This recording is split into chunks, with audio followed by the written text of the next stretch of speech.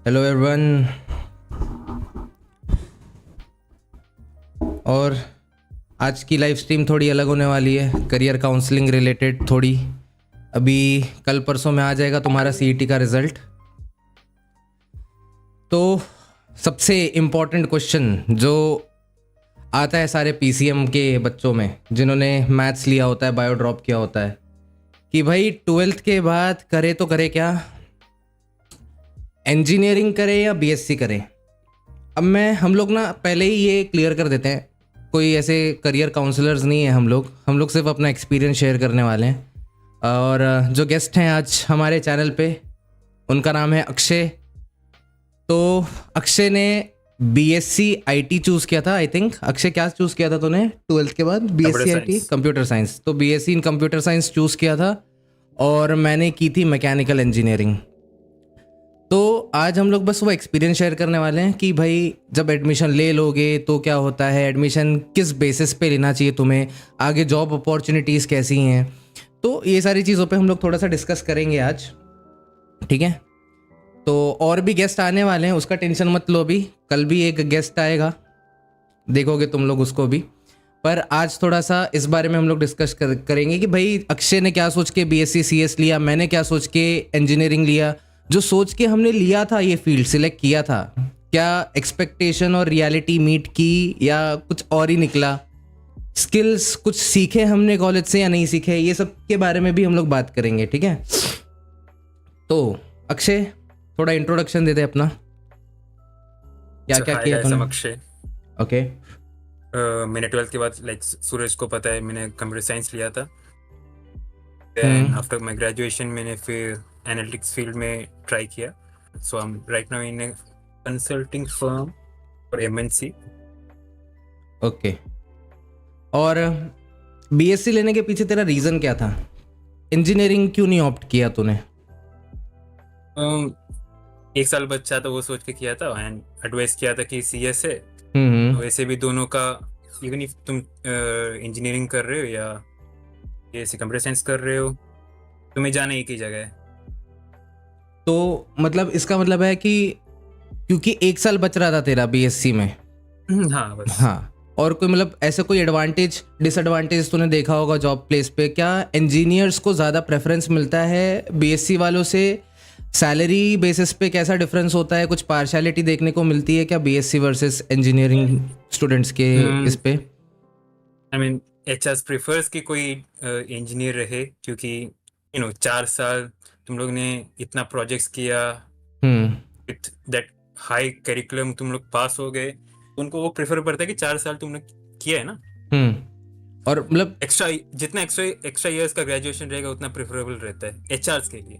HRs के लिए। और स्किल में कोई डिफरेंस देखने को मिलता है? अब इंजीनियरिंग वाले भी आके तुम लोग से ही सीखते हैं, ऐसा भी होता होगा ना?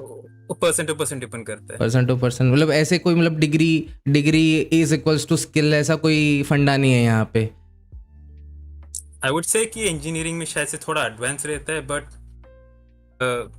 इंडियन एजुकेशन सिस्टम के हिसाब से आई वुड नॉट से कि इतना भी एडवांस है। बट दोनों का अभी तुम जॉब फील्ड में उतर रहे हो तो तुम्हारे स्किल्स के ऊपर ही डिपेंड करता है, जो भी नॉट कि तुम्हारे एजुकेशनल बैकग्राउंड। मतलब स्पेशली जो कंप्यूटर फील्ड है उसमें ज़्यादा करता होगा। जो नॉर्मल बीएससी होता है मतलब उसमें तो बस वो दो चीज़ें ही कर सकते हैं, या तो भाई आगे चल के रिसर्च में जाएं या तो मास्टर्स करें। जो बीएससी इन फिजिक्स करेंगे, बीएससी इन केमिस्ट्री करेंगे, उनके पास दो ही ऑप्शन होता है, या तो रिसर्च में चले जाए आगे चल के, या तो कहाँ चले जाएंगे, क्या टीचिंग प्रोफेसर बन जाएंगे।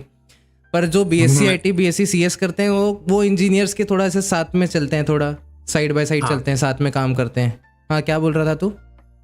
मैं बिग बैंग थ्योरी देके बीएससी फिजिक्स लेने वाला था। बीएससी फिजिक्स लेने वाला था।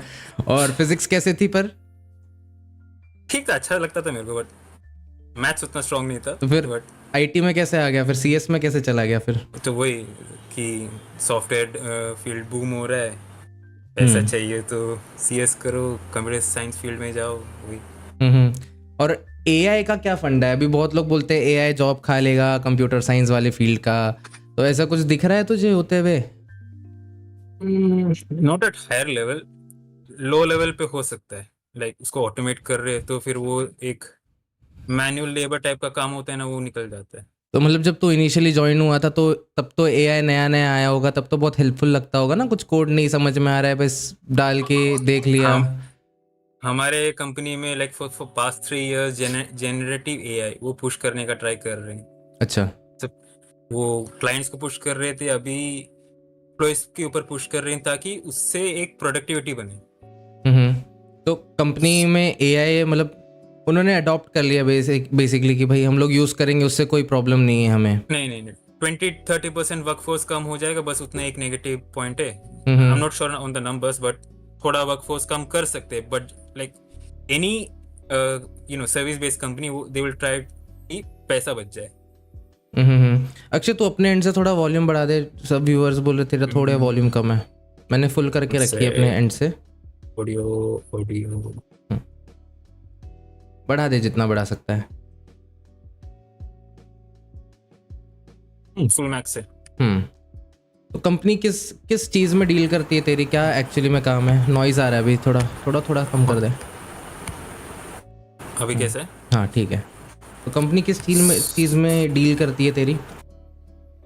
हम लोग का कंसल्टिंग फर्म है, सो क्लाइंट्स को एआई ड्रिवन सॉल्यूशंस बेचते हैं हम लोग। अच्छा, मतलब एआई ही बेच रहे हो बेसिकली तुम? Not like proper AI, like hmm. AI driven solution, as in AI को यूज करके हम क्या क्या बिजनेस सॉल्यूशन सॉल्व कर सकते हैं, तो वो सॉल्यूशंस हम क्लाइंट्स को बेचते हैं। अच्छा, मतलब इम्प्लीमेंट करना सिखाते हो बेसिकली तुम एआई को, वैसे कुछ है क्या?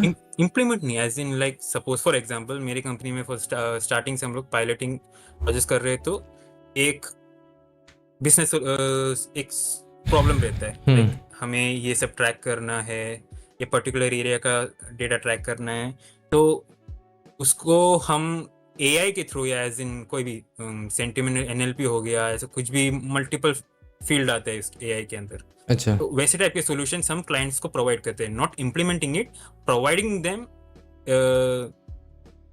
N access to the data अच्छा। और द एआई ड्रिवन डेटा जो भी है हमारा, वो हमारे टूल में हम उनको एक्सेस देते हैं, then they access from their own user name and password and analysis करते अच्छा, हैं मतलब उनका जो तुम भी डेटा insights बेच रहे चाहिए। हो? हाँ, डेटा बेच data मतलब बेच जो रहे हैं उसमें, बड़ी कंपनीज करती हैं, डेटा एक्वायर करके बेचती हैं उनको बाकी कंपनीज जिनको नीड है। आई मीन अच्छा। रॉ डेटा नहीं, उसको प्रॉपर फॉर्मेटेड जिससे इंसाइट निकल सके, वैसे टाइप का डेटा। उस डेटा मतलब से क्या, डेमोग्राफिक्स एनालिटिक्स टाइप ना? हाँ एनालिटिक्स प्रॉपर्ली बोले थे। हाँ। और जो कॉलेज में सिखाते हैं वो एक्चुअली में कहीं यूज होता है या नहीं होता है? मेरे लास्ट ईयर के सेमेस्टर में था ये सब्जेक्ट्स, क्या डेटा है? साइंस यूज डेटा करना, साइंस। Data science. तो कॉलेज से कुछ एक्चुअल स्किल एक्वायर होता है या बाद में चल के कोर्सेज भी करने पड़ते हैं एडिशनल, ताकि जॉब में थोड़ा अपर हैंड रहे? सर्टिफिकेशन की वैल्यू है बाकी कोर्सेज की तरह?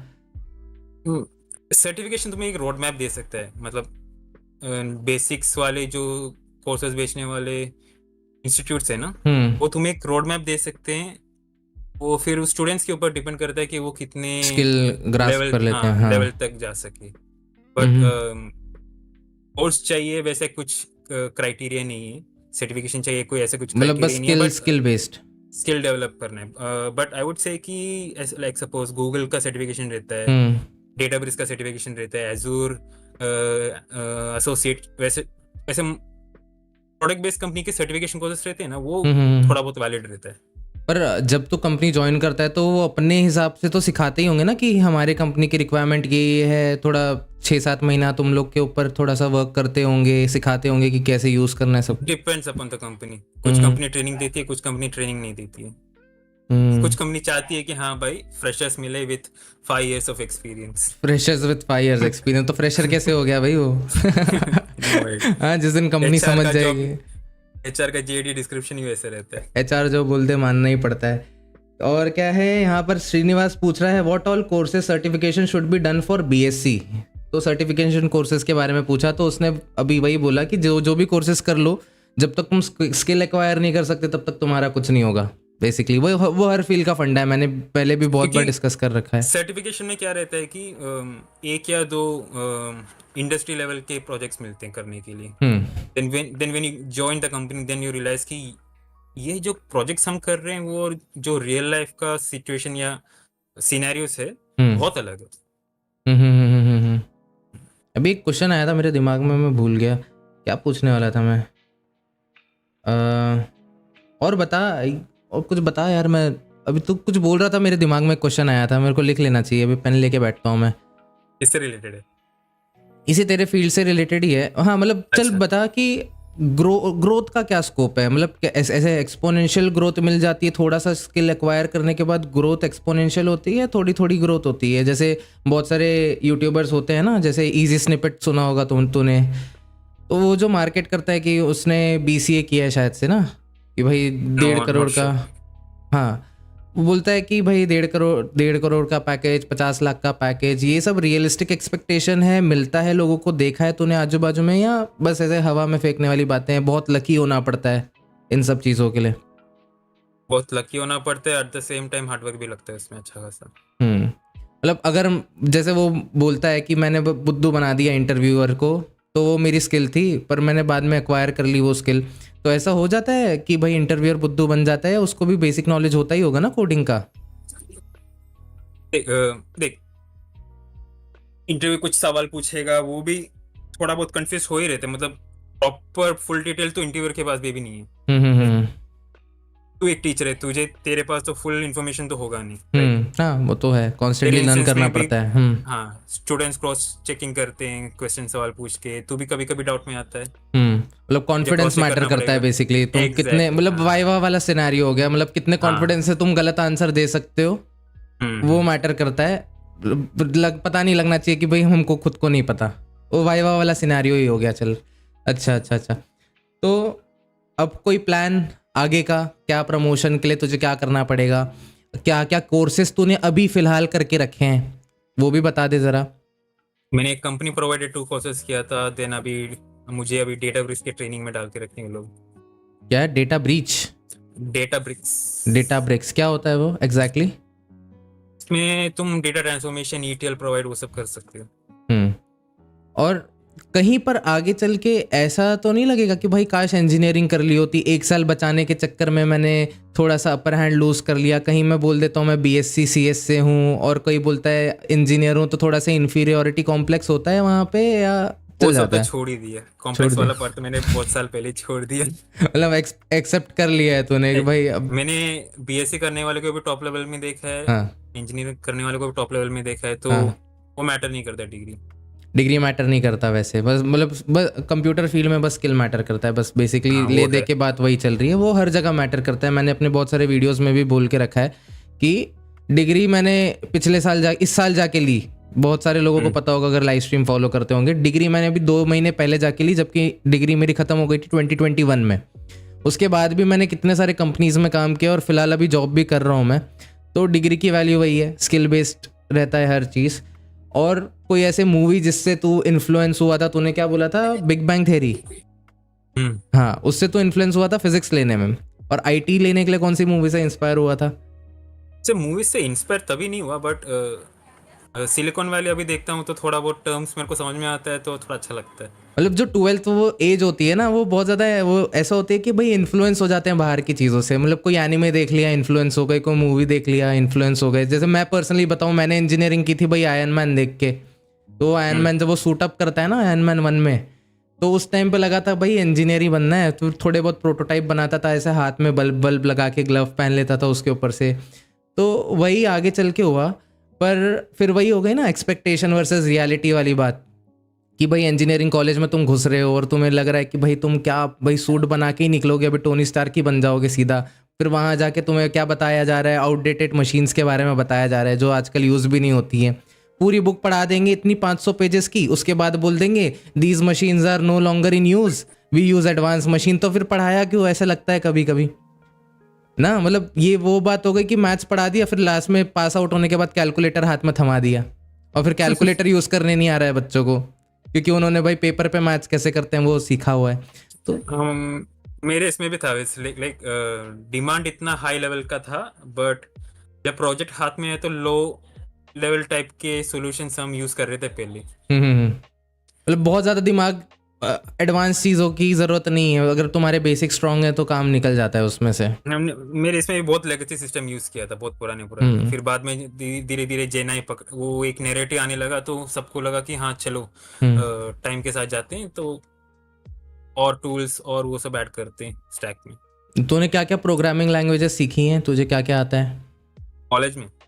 कॉलेज में, और उसके बाद अगर कहीं और कॉलेज कुछ में सीखा तो है? पाइथन, जावा, एसक्यूएल सब कराया था। देन इसमें तो पाइथन लगता है। देन और मेरा मेजरली प्रोजेक्ट मैनेजमेंट टाइप का ही था, क्योंकि मेरा एज ए मैंने ज्वाइन किया, मेरा मैनेजर ने पेपर डाल दिया। अच्छा, तो फिर उसका मैनेजिंग रोल मिल गया तुझे? रोल मेरे ऊपर गिर गया। मैं और फिर मेरे सीनियर प्रोडक्ट मैनेजर पायलटिंग कर रहे थे प्रोजेक्ट्स के। 2 साल मैंने पायलटिंग किया, प्रोजेक्ट मैनेजमेंट किया, अब जाके थोड़ा ये हुआ है। और मतलब प्रोजेक्ट स्टेबल हो गया है तो ऑटोमेट हो चुका है, तो मुझे ज़्यादा कुछ काम करने की मतलब आराम से थोड़ा सा बस माइक्रो मैनेज क्या करने की करना रहता है। पर तो बहुत सही है, फिर तो आराम है मतलब जॉब में, और वर्क फ्रॉम होम चल जाता है तुम्हारे फील्ड का सबसे अच्छा था ये एडवांटेज। अभी सब बुला रहे हैं बट है कुछ जगह पे है। हाँ, मैन पावर बच रही है, जगह का रेंट बच रहा है, एसी वेसी का खर्चा बच जा रहा है, तो क्यों भाई कोई जाएगा यहाँ वहाँ। और पैकेजेस अच्छे खासे मिलते हैं लोगों को, मिलते हैं अच्छे खासे। वही कि तुम स्किल डेवलप करो तो मिल जाता है। और लक वाला थोड़ा है, लक बेस्ड भी रहता है भी। अच्छे से स्किल करने वालों को प्रॉपर वाला मिलना भी ये ऐसे कंपलसरी नहीं है, तो लक के ऊपर डिपेंड करता है बाकी सब। और बता कॉलेज के बारे में बता, चल अभी वो ज़्यादा इंटरेस्टेड रहेंगे, अभी करियर तो बाद में पहुंचेंगे, पहले हम लोग कॉलेज का थोड़ा सा पार्ट क्लियर कर लेते हैं कि जो भी हम लोग बात करने वाले हैं व्यूअर्स को बता देता हूँ, हम लोग मुंबई यूनिवर्सिटी के बेसिस पे करने वाले हैं, क्योंकि हम दोनों ने मुंबई यूनिवर्सिटी से अपना ग्रेजुएशन किया है। तो क्या सिस्टम होता है, केटी एटी केटी क्या होती है, जिसको वो लोग बैकलॉग पे बुलाते हैं, वो कितनी लगी थी अगर लगी थी तुझे तो ये सारी चीज़ों के बारे में बता। कितने सेमेस्टर होते हैं, क्या क्या सब्जेक्ट्स होते हैं, फर्स्ट ईयर कैसा होता है मेनली, क्योंकि फर्स्ट ईयर जाएंगे तो शौक नहीं लगना चाहिए बच्चों को कि भाई ये कहाँ आ गए हम लोग अचानक से, सोच के तो ये आए थे ये हो गया। ऐसा कुछ तेरे साथ हुआ था तभी? नहीं, फर्स्ट ईयर मेरा बहुत कंफर्टेबल था, मुझे कुछ ऐसा इश्यू नहीं है, कुछ लोकेशन से या स्टूडेंट से या टीचर से कुछ इश्यू हुआ नहीं। कितने सब्जेक्ट्स होते हैं फर्स्ट ईयर में? वो सब याद नहीं अभी मेरे को, मतलब सेमेस्टर आई गेस 6 रहते थे मोस्टली। सेमेस्टर तो 6 होते हैं, तो एक साल में 2 सेमेस्टर होते हैं, और फिर हर सेमेस्टर में बुक बदल जाती है। वो तो इंजीनियरिंग का भी सेम है। 4 to 6 सब्जेक्ट्स पकड़ लो, मुझे अभी एग्जैक्ट काउंट याद। हाँ, वो तो साल के साथ बदलता भी है ना, मतलब फर्स्ट ईयर में 6 होते हैं मुझे जहाँ तक पता है, उसके बाद फिर कम ज़्यादा होते रहते हैं अपने हिसाब से। पर वो एक साल में हमें टोटल मतलब अगर 6 भी सब्जेक्ट्स हैं एक सेमेस्टर में, तो हमें एक साल में 12 बुक्स पढ़नी होती है। जैसे 11-12 का हिसाब किताब क्या होता है, एक मोटी बुक दे रखी है, उसको पार्टीशन करके साल भर पढ़ रहे हैं। पर ग्रेजुएशन और इंजीनियरिंग में क्या होता है, ग्रेजुएशन में होता है कि नहीं होता है, इंजीनियरिंग में क्या होता है, इतनी मोटी बुक आती है जिसको 4-6 महीने में पढ़ना होता है, फिर वो बुक गई, नई बुक आ जाती है, फिर उसको वापस से 4-6 महीने में पढ़ो, उसके बाद पास होते हो। तो ये सेम चीज़ बीएससी में भी होती है क्या? साइज नहीं बताऊंगा, उतना तो नहीं है हम लोग का। आई थिंक ज्यादा से ज्यादा डिस्क्रीट मैथ्स का बुक्स थोड़ा हेवी था, बाकी सब तो ठीक है। अब मैं थोड़ा उतने बड़े बड़े बुक्स नहीं आते। और कॉलेज कौन सा था तेरा, वो भी पूछ रहे हैं बहुत सारे लोग। कॉलेज हमारा नाहौर में था। नाहौर में मतलब दूर दूर, मेरा बदलापुर में था, तो वही है। अब हमारा एक और दोस्त है, वो आया नहीं आज, अगर वो आता ना तो तुम्हें ऐसे बेस्ट ऑफ बोथ वर्ल्ड मिल जाता, बिकॉज वो फर्स्ट ईयर मेरे साथ था, उसके बाद इंजीनियरिंग ड्रॉप आउट करके वो अक्षय के कॉलेज में गया था, तो वो एक्चुअल में एक्सपीरियंस बता सकता था कि इंजीनियरिंग में और बीएससी में क्या फ़र्क है। एंट्रेंस एग्ज़ाम JEE-CET मैटर करता है या बस 12th के मार्क्स पे एडमिशन मिल सकता है बीएससी में? मुझे जहाँ तक लगता है वो 12th के मार्क्स पे मिल जाता है। और अच्छे कॉलेजेस का कट ऑफ क्या होता है? इधर मुंबई का तो मुझे एग्जैक्टली याद नहीं है। आई थिंक ना तेरे टाइम पे क्या था कट ऑफ, मतलब अगर सपोज मुझे मुंबई में कोई अच्छे कॉलेज में चाहिए एडमिशन, नाहौर में नहीं जाना है मुझे, नहीं, हाँ तो फिर आई थिंक बीएससी के लिए इतना कट ऑफ का इशू नहीं था। 50 अबव रहेगा तो एडमिशन तो मिल ही जाएगा वैसे बोर्ड में। टॉप ऑटोनोमस कॉलेज में आई थिंक इशू होता था, सेंट जेवियर्स वगैरह। उधर तो कोटा भी है ना, कोटा सिस्टम भी है वहाँ पे, तो फिर वो तो होता ही होगा। पर देखो चैट को तो हम लोग बता देते हैं, ऐसा पढ़ाई लिखाई में हम दोनों भी बहुत अच्छे नहीं थे तभी तो इतना कोई बात नहीं है, हम सबको पता है, एवरेज ही थे, इसके लिए इतने दूर दराज के कॉलेज मिले हैं। तो इंजीनियरिंग में तुम लोग को या तो JEE के थ्रू जा सकते हो या तो तुम CET के थ्रू जा सकते हो, उसमें तुम्हारे बोर्ड के मार्क्स मैटर नहीं करेंगे। मतलब एक एंट्रेंस एग्जाम देने के लिए भी तुम्हें क्वालिफाइंग मार्क्स तो चाहिए ही ना, 65 वो तो चाहिए था हमारे टाइम पे, तो तभी तुम एलिजिबल होते हो एंट्रेंस एग्जाम देने के लिए। बट जब एडमिशन प्रोसेस चल रहा होता है तभी बोर्ड के मार्क्स कोई ज़्यादा पूछता नहीं है, तुम्हारे एंट्रेंस एग्जाम के मार्क्स ही मैटर करते हैं। और नो मैटर तुम कितने मार्क लाए हो, कोई ना कोई कॉलेज मिल ही जाएगा। इसका मतलब अगर तुम्हें इंजीनियरिंग करना है या BSc करना है, ऐसा कोई ना कोई कॉलेज प्रेजेंट होगा जो तुम्हारे मार्क्स पे तुम्हें एडमिशन दे देगा।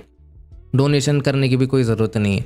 अगर तुम्हारे मार्क्स कम है और बड़े कॉलेज में जाना है तब शायद तुम्हें डोनेशन देना पड़े, पर अगर अपने औकात के हिसाब से कॉलेज सेलेक्ट कर रहे हो तो आई डोंट थिंक तुम्हें डोनेशन देने की ज़रूरत है। कहीं दूर दराज का कॉलेज मिल ही जाएगा गाँव खेड़े में, तो आज बहुत सारे कॉलेजेस हैं।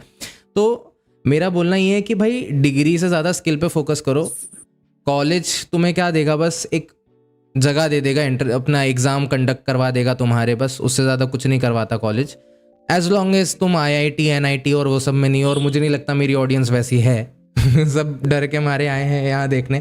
पर स्किल एक्वायर करो, मैं हमेशा यही बोलता हूँ, स्किल मैटर करते हैं और कुछ मैटर नहीं करता। तो अच्छा, एक और चीज़ जो ये मूवी में दिखाते हैं कोडर्स को, भाई लैपटॉप बजा रहे होते हैं एकदम से, वो 1010 बाइनरी कोड ऐसे स्क्रीन पे जा रहा होता है, मैट्रिक्स वेट्रिक्स, ऐसा कुछ रियल लाइफ में होता है? जैसे लोग फैंटेसाइज करते हैं ना वेब सीरीज देख के, भाई मैं कोडर बनूंगा, मैं फेसबुक खोलूंगा, नई कंपनी बनाऊंगा एकदम, वैसे कुछ होता है या बहुत बोरिंग सी होती है असली कोडर की लाइफ? क्या होता है कोडिंग में? जनरल कोडिंग लाइफ में तो वैसा कुछ नहीं है। I think most of the companies, I think business solutions create करने वाले में से I think normal Java, Python, .NET, JavaScript, ये सब यूज करने, ये सब लैंग्वेज यूज करके most of the project deliver करते हैं। और मैथ्स कितना यूज होता है तुम्हारे कोडिंग में, वो भी बता दो, बिकॉज मैथ्स से भी बहुत लोगों को डर लगता है। और मैथ्स कितना इंपॉर्टेंट है कोडिंग में?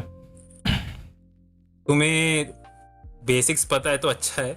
क्या क्या बेसिक्स में क्या क्या? मैट्रिसेस, इंटीग्रेशन, डिफरेंशिएशन यूज होता है? नहीं, इंटीग्रेशन तो हाई लेवल पे होता है। नहीं, डेटा साइंस में शायद यूज होता है ना? डेटा साइंटिस्ट यूज करते हैं, उनको मैथ समझ में आता है तो और बेटर पड़ता है। और बेटर है, बिकॉज शुभम बता रहा था एक बार। तुम मतलब स्टैट्स तो पता रहना चाहिए डेटा साइंस में, लाइक मीडियन, मीन, एवरेज, ये बेसिक्स वाले स्टैटिस्टिक्स पता रहना चाहिए। और matrices I think data science में एंड उसमें नमपाई वगैरह इसमें यूज होता है मोस्ट ऑफ द टाइम। और कंप्यूटेशन मोस्टली कंप्यूटर्स कर देते हैं, हमें कुछ करने की जरूरत नहीं। बट तुम्हें प्रॉब्लम, लाइक सपोज तुम्हें एडिशन करना नहीं आता है तो तुम जो देख रहे हो तुम्हें समझ में नहीं आएगा, राइट?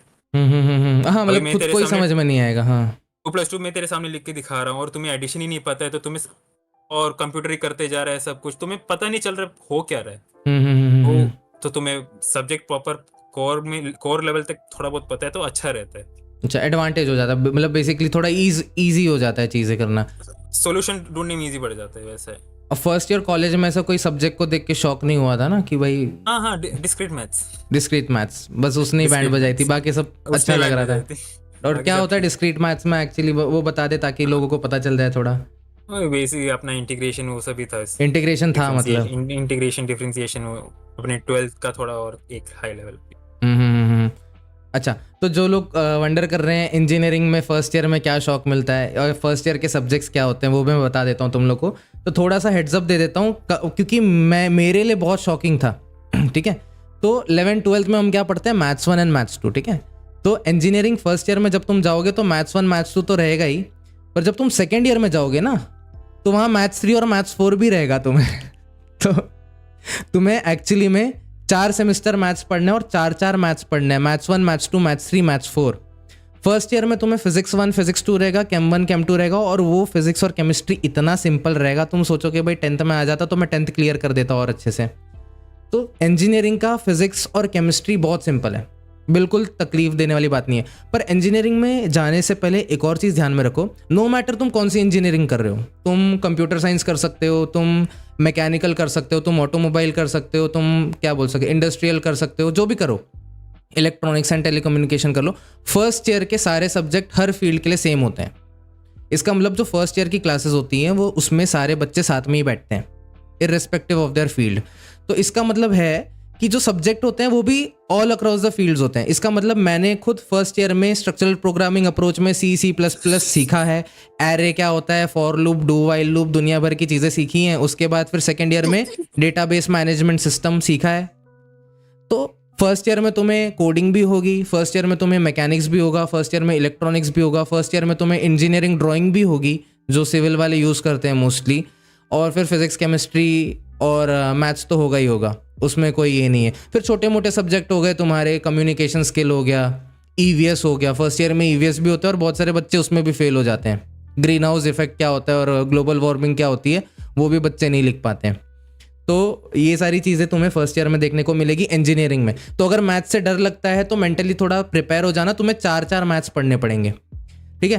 पर मैथ्स का ये सीन है कि वो अकॉर्डिंग टू फील्ड डिफिकल्टी अलग अलग होती है उसकी। इसका मतलब अगर जो कंप्यूटर साइंस पोर्शन सेम रहेगा, बुक भी ऑलमोस्ट सेम रहेगी, पर पोर्शन थोड़ा सा कट हो जाता है। इसका मतलब अगर सपोज तो कंप्यूटर साइंस में सिलेबस डिफरेंस कितना आ रहा है? बहुत माइनर सा, बस डिफिकल्टी लेवल अलग अलग है। पोर्शन सिलेबस सेम है, बुक भी ऑलमोस्ट सेम ही दिखेगी तुझे। तो सपोज तो कंप्यूटर साइंस में तुझे उतना एडवांस मैथ्स की जरूरत नहीं है जितना सिविल वालों को और मैकेनिकल वालों को है, क्योंकि उन दोनों का ही मैथ्स सबसे डिफिकल्ट होता है। तो तेरा जो मैथ्स होगा वो लाइट होगा थोड़ा सा, और हमारा मैथ्स एकदम हार्डकोर होगा, बिकॉज हमें फिर थर्ड एंड फोर्थ ईयर में मैथ्स तो हट जाएगा, पर फिर ऐसे सब्जेक्ट्स आ जाएंगे जहाँ पर मैथ्स बहुत ज़्यादा यूज हो रहा है। तो हमारा तो पूरा कैलकुलेशन बेस्ड फील्ड ही है। एग्जैक्टली, ठीक है। तो मैथ्स की डिफिकल्टी मैकेनिकल के लिए क्या होगा, ज़्यादा होगा। तो मैथ्स से अगर डर लगता है थोड़ा, देखो मैं लकी था, मैं बोलूँगा मेरा कोविड में निकला है मैथ्स, समझ जाओ। तो मेरा मैथ्स 1 मैथ्स 2 मैंने निकाल लिया था, मैथ्स 3 मैथ्स 4 में जो अटका था मेरा कोविड में जाके ही निकला था। थैंक्स टू कोविड मैं आज इंजीनियर बन के बैठा हुआ हूँ, क्योंकि मेरा मैथ्स अटक गया था और कोविड में निकल गया। बट तुम इतने लकी नहीं होगे कि भाई कोई पैंडेमिक आ गया और तुम्हारा मैथ्स निकल जाए उसमें। तो थोड़ा सा मैथ्स क्लियर है तो घुसना इंजीनियरिंग में, और स्पेशली मैकेनिकल में और सिविल में जो मैथ्स हैवी फील्ड्स हैं, वरना कंप्यूटर साइंस ज़्यादा बेटर होगा। और अक्षय थोड़ा AI के बारे में बात करते हैं, बिकॉज सारे बच्चे जितने भी चैट में होंगे उनको ये प्रॉब्लम तो होगा कि भाई अगर BSc IT BSc CS ले लिया तो कितना फ्यूचर प्रूफ है ये फील्ड, कि AI पर 5 साल में 10 साल में खा तो नहीं जाएगा जॉब हमारी। बिकॉज जो बाकी की फील्ड है मैकेनिकल, वहाँ मैन पावर तो चाहिए ही, तुम्हें फैक्ट्री में तो जाना ही पड़ेगा काम करने। पर ये जो क्या बोलते हैं ऑटोमेट होती जा रही है फील्ड, कुछ नया AI एक आ जाए भाई, कल सो के उठे हम लोग और एक AI आ गया भाई, पूरी इंडस्ट्री बंद करा दी तुम्हारी, तो कितना फ्यूचर प्रूफ लग रहा है तुझे? अभी कितने सालों तक डरने की जरूरत नहीं है। स्किल डेवलप नहीं किया तो डरने की बहुत बड़ी, मतलब डरना तो पड़ेगा, बहुत जरूरत है। जैसे स्किल, मतलब जैसे नए नए टेक्नोलॉजी आते रहते हैं, इमर्जिंग होते रहते हैं, तुम्हें उसके साथ अडेप्ट करना पड़ता है। अभी सपोज आज कोई एक गूगल ने या किसी ने कोई एक नया LLM निकाल दिया, नया चैट GPT आ गया, तुम्हें वो सीखना पड़ेगा, क्योंकि वो कहीं ना कहीं तुम्हें यूजफुल हो जाएगा आगे जाके। हाँ, मतलब हर फील्ड का वही है, अपग्रेड जब तक नहीं करोगे तो कोई ना कोई तुम्हें रेस में हरा ही देगा, आगे निकल ही जाएगा जिसको ज़्यादा आता है तुम्हारा। तो एक और प्रो टिप यहाँ पर ये हो गया कि भाई तुम स्किल तो अक्वायर कर रहे हो, पर उसको फिर अक्वायर करके रुको मत जाओ, थोड़ा उसको भी अपडेट करते रहो, क्योंकि हर फील्ड में डॉक्टर्स भी तुम देखते हो ना लाइफ लॉन्ग प्रैक्टिस करते रहते हैं। कोई नई मेडिसिन आ गई, कोई नई टेक्नोलॉजी आ गई, तो उसके भी एग्जाम्स देते रहते हैं। डॉक्टर्स हो गए, मर्चेंट नेवी में भी जाओगे तो इनफैक्ट वहाँ पर भी तुम्हें एग्जाम दे के ही अपनी पोस्ट बढ़ानी पड़ती है। तो अगर तुम्हारे पास स्किल है और तुम उसको अपग्रेड नहीं कर रहे हो कंपटीशन के हिसाब से, बिकॉज स्किल तो है पर कंपटीशन भी तो उतना ही है, जो स्किल तुम्हारे पास है और 10 लाख लोगों के पास है, उनसे तो compete करना है ना तुम्हें। तो उसके बारे में थोड़ा सा अपडेटेड रहो, मैं बोलूँगा। हाँ, अभी फॉर इंस्टेंस मेरे कंपनी में माइक्रोसॉफ्ट का एनवायरनमेंट है, ओके, नॉट लाइक विंडोज नहीं बोल रहा हूँ, माइक्रोसॉफ्ट के जो प्रोडक्ट्स है ना, लाइक एजूर, उसके माइक्रो सर्विसेज जो भी है, वो माइक्रोसॉफ्ट का यूज होता है हमारे यहाँ पे। अच्छा। So client to client stack बदल भी सकता है, बट फिलहाल के लिए मेजर हमारा माइक्रोसॉफ्ट है। सो अभी क्या चल रहा है कि हम, लाइक मैंने पहले जो बोला, 3 साल से जेनाई पुश करने का ट्राई कर रहे हैं। पहले हमने क्लाइंट को पुश किया, न्यू प्रोजेक्ट्स बनाए, प्रॉफिट बनाया, देन अभी हम मैनेजर्स या वैसे टाइप के एम्प्लॉयज को AI जेनाई के बारे में बता रहे हैं, जिससे उनका टाइम भी बच जाए, प्रोडक्टिविटी बढ़ जाए। लाइक फॉर इंस्टेंस अभी हम गिटहब कोपायलट बोल के एक टूल है माइक्रोसॉफ्ट का, वो पुश कर रहे हैं, अच्छा। तो एम्प्लॉयज को उसके ऊपर ट्रेनिंग दे रहे हैं। और वो यूज एक और बता मुझे कि इंटर्नशिप कितना मैटर करती है। मतलब अगर सपोज मैं कॉलेज में हूँ, तो सपोज बीएससी का बात कर रहा हूँ मैं, तो बीएससी में तो तू कौन से ईयर से एलिजिबल हो जाएगा इंटर्नशिप करने के लिए, या बाहर से आउट मतलब क्या बोलते हैं फ्रीलांस करने के लिए या पैसे कमाने के लिए, तो कब से एलिजिबल हो जाता है इंटर्नशिप सेकंड करने के ईयर लिए? से हो सकते हैं, सेकेंड ईयर से हो सकते हैं। और कहाँ कहाँ मिल सकती है? अभी आई थिंक नया एजुकेशन पॉलिसी निकला है, तो उसका मुझे आइडिया नहीं है। प्रॉपर हाँ। आइडिया नहीं है, बट सेकेंड ईयर से कर सकते हैं, इतना स्किल आ जाता आई है लोगों थिंक के पास। आईटी फील्ड में आई थिंक वो मैटर भी नहीं करता, अभी तुम्हें आता है तो तुम आता है तो कर इंटर्नशिप लोगे। भी जाता है। और लाइक इंटर्नशिप मेरे का क्या मेरे सिस्टम होता टीम है? में इंटर्नशिप का हाँ बता लाइक बता। नहीं इंटर्नशिप का कैसे, मैं समझा नहीं। मतलब जैसे बहुत सारी कंपनीज क्या करती हैं कि पैसे लेके इंटर्नशिप देती है। मतलब यू हैव टू पे फॉर द इंटर्नशिप। जब बहुत ज़्यादा बड़ी कंपनीज हो गई जो कि भाई वो समझती है कि भाई हम एहसान कर रहे हैं तुम्हें इंटर्नशिप देके हमारे यहाँ। ट्रेनिंग हाँ देके, हाँ हाँ। और कुछ कंपनीज ऐसे होती हैं जो बहुत मिनिमम वेज में इंटर्न्स हायर कर देती हैं, तो वो एक्सप्लॉइट करना नहीं हो गया मतलब इंटर्न्स को, ऐसे मुझे लगता है। तुम्हें सीखने मिल रहा है तो वो थोड़ी अच्छी वाली बात है। लाइक फिर भी उधर लाइक सपोज मैं एक एनजीओ में, मैंने मेरा फर्स्ट इंटर्नशिप नॉन पेड वाला था। हाँ NGO सबका ही था। होता है वो, कोई पहले फ्रेशर को नहीं देता हाँ पैसा। तो वो भी लॉकडाउन के टाइम पे था, तो बैंगलोर में योलो मॉडल बोल के एक एल्गोरिथम है, उसको ट्रेन कराना था मेरा बेसिक वाला काम। सो हम गूगल कोलैब में वगैरह डेटा डाल के इमेज में एनोटेशन करते, ताकि ओपन सीवी बोल के एक लाइब्रेरी है, वो एक प्रॉपर एल्गोरिथम को ट्रेन कर पाए और एक मतलब एज इन अच्छा मतलब एफिशिएंटली मैं वो प्रोग्राम रन हो। मतलब जितना मैं तो समझ पा रहा हूँ कि तुम लोग ऐसे प्रोग्राम बना रहे हो जो एआई को ट्रेन करे, ऐसा बोलना चाह रहा है तो? मेरा स्टार्टिंग से वैसा ही था। हाँ मतलब तू ऐसे प्रोग्राम्स बना रहा है, ऐसे इनपुट्स दे रहा है कि मतलब जो एआई को सीखने में मदद करे बेसिकली। मतलब तू एक बेसिकली टीचर डिजाइन कर रहा है जो एआई को सिखा रहा है। मेरा पहला इंटर्नशिप वही था। अच्छा, 1 मंथ मैंने किया ओके था okay okay okay. Bangalore based, वो योलो एल्गोरिथम को ट्रेन करना था। वो लोग आई थिंक क्या करते हैं, इमेज कैप्चर करते हैं। लाइक फॉर वो एक एनजीओ था, तो वो आई थिंक स्वच्छ भारत अभियान के बेसिस पे कुछ तो सीसीटीवी के वीडियो विजुअल के एक्सेस के थ्रू जो कचरा डाल रहा है, जहाँ पे एक्स्ट्रा कचरा पड़ा है, तो वैसे क्लीन अप वाला कोई तो सिस्टम, डिटेक्शन, उसका डिटेक्शन था वहाँ पे। इंटरेस्टिंग यार। मतलब जहाँ ज्यादा कचरा पड़ा है तो वहाँ पर मतलब वो डेटा अक्वायर कर लेगा, फिर वहाँ पर जाके सर वो सब था। अच्छा मतलब फायदा होते हुए दिख नहीं रहा था।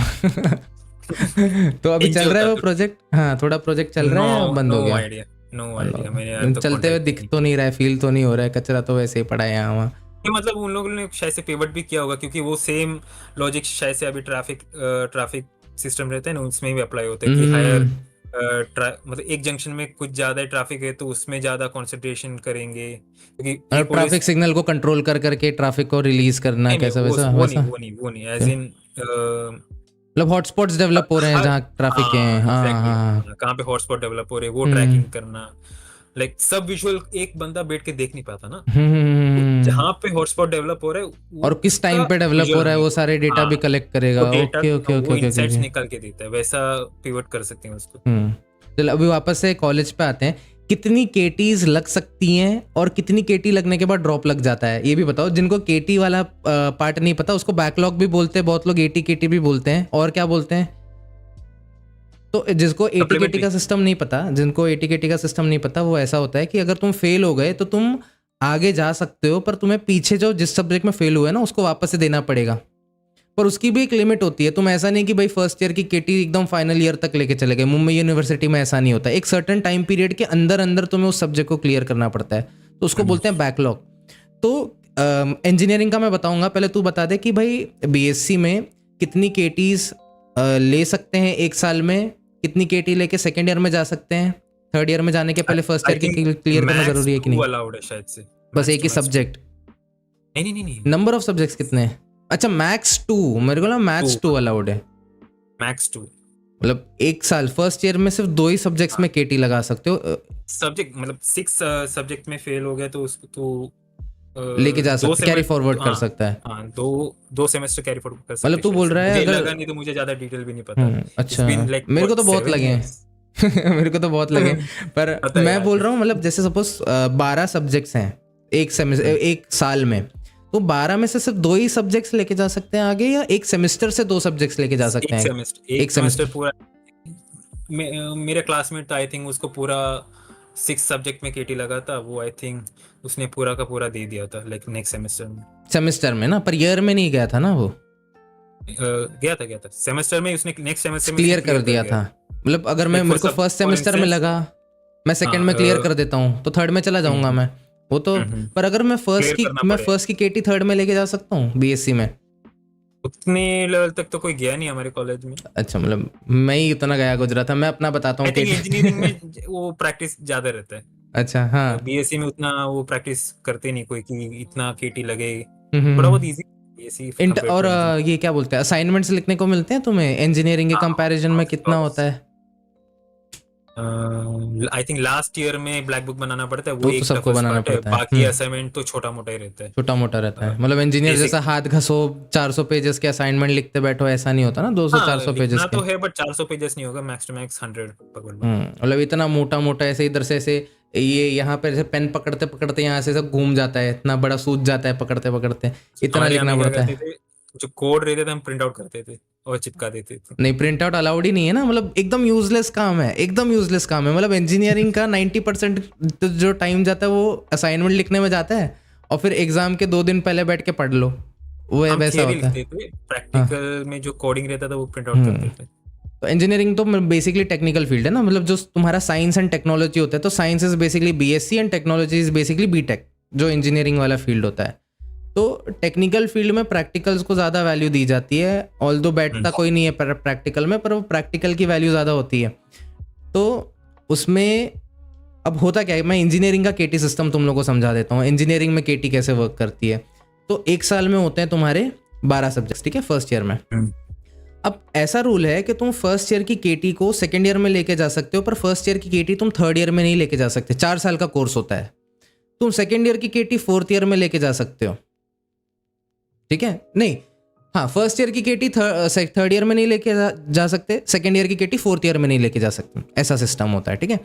अब केटी का सिस्टम बताता हूँ। मैक्सिमम कितनी केटी लगा सकते हो? तो 2 टाइप की केटी लगती है, एक इंटरनल लगती है और एक मेन थ्योरी पेपर में लगती है। इंटरनल मतलब क्या हो गया, तुम्हारा यूनिट टेस्ट हो गया सपोज, ठीक है, यूनिट टेस्ट हो गया, प्रैक्टिकल हो गया, वाइवा हो गया, ठीक है? तो उसमें अगर तुम्हें केटी लग जाती है तो उसको हम लोग इंटरनल केटी बोलते हैं। अब इंटरनल केटी तुम मैक्सिमम 1 साल में, मतलब 2 सेमेस्टर में सिर्फ 3 लेके जा सकते हो अगले साल, 3 से ज़्यादा नहीं लेके जा सकते। जो थ्योरी पेपर की केटी है वो तुम 1 साल में 5 सब्जेक्ट्स को तुम आगे लेके जा सकते हो। इसका मतलब अगर तुम्हारे 12 सब्जेक्ट्स हैं तो तुम उसमें 5 सब्जेक्ट में केटी लगवा लोगे, तभी भी तुम सेकेंड ईयर में प्रमोट हो जाओगे, तुम्हें कोई रोकेगा नहीं। पर जैसे 6th सब्जेक्ट लग जाए तुम्हें, तो तुम्हें ड्रॉप लग जाएगा। इसका मतलब तुम 5 एक्सटर्नल और 3 इंटरनल केटी लेके, मतलब तुम 8 एक्स्ट्रा पेपर्स लेके आगे जा सकते हो। अब इमेजिन करो सेकेंड ईयर में तुम्हारे 12 और सब्जेक्ट्स हैं, अब पीछे के और 5 आ गए और फिर 3 इंटरनल आ गए, तो तुम कितने दे रहे हो सब्जेक्ट्स, तुम इमेजिन कर लो। फिर सपोज तुमने थर्ड सेम में वापस से केटी लगा ली ढेर सारी, बिकॉज थर्ड सेम में तुम वापस लगा सकते हो केटी। तो मैंने ऐसे भी बच्चे देखे हैं जो एक बार में कम से कम 20-20 सब्जेक्ट्स दे रहे हैं। इस लेवल पे भी गए हैं हम लोग, देखा है मैंने। हाईएस्ट कौन गया है ना, 42 तक गया है ना। हाँ हाँ, जाता है भाई, 42 तक भी जाता है, बहुत सारे जाते हैं। तो और भाई यहाँ पर एक जन पूछ रहा है how to get full internals. Teacher से पंगे मत लो, सबसे सिंपल तरीका है। इंजीनियरिंग के टीचर लोगों को सिर्फ चाहिए वैलिडेशन, और उनको करना है अपना ईगो सेटिस्फाई। तुम उनका ईगो सेटिस्फाई करके रखो, तुम्हारे फुल मार्क्स दे देंगे। जहाँ पर तुमने उनसे आर्ग्यू किया, मुंह पे तो कुछ नहीं बोलेंगे, पीछे जाके देखोगे इंटरनल पूरा कट जाएगा तुम्हारा। मेरा एक बार हुआ था, वर्कशॉप एक होता है मैकेनिकल में, फर्स्ट ईयर में होता है वर्कशॉप, वहाँ पर स्टूल को वेल्डिंग करना सिखाते हैं। फर्स्ट ईयर में सबको ही सिखाते हैं वेल्डिंग थोड़ा बहुत। तो फर्स्ट ईयर में हमारा प्रोजेक्ट होता था वर्कशॉप में कि स्टूल बनाना है। तो स्टूल बनाया था मैंने, और उसके बाद उसका लास्ट डे था सबमिशन का, और मैं कुछ जा नहीं रहा था, शायद से बारिश चल रही थी या बीमार पड़ गया था मैं, तो इनिशियली नहीं गया और लास्ट डे एक्सटेंड हो गया। पर सर भूल गए कि उन्होंने एक्सटेंड कर दिया है। अब जब मैं एक्सटेंडेड वाले लास्ट डे पे गया तो शटर बंद था वर्कशॉप का, तो मैंने क्या किया, ऐसे वॉच रखा और ऐसे फोटो खींच लिया कि भाई मैं इस डेट पे इस टाइम पे आया था, आपकी वर्कशॉप बंद थी। उसके बाद मैं वापस दूसरे दिन गया लेके स्टूल, तो बोला लास्ट डे कब था, 10 दिन हो गए लास्ट डे को। मैंने बोला सर आपने एक्सटेंड किया था, कल था लास्ट डे।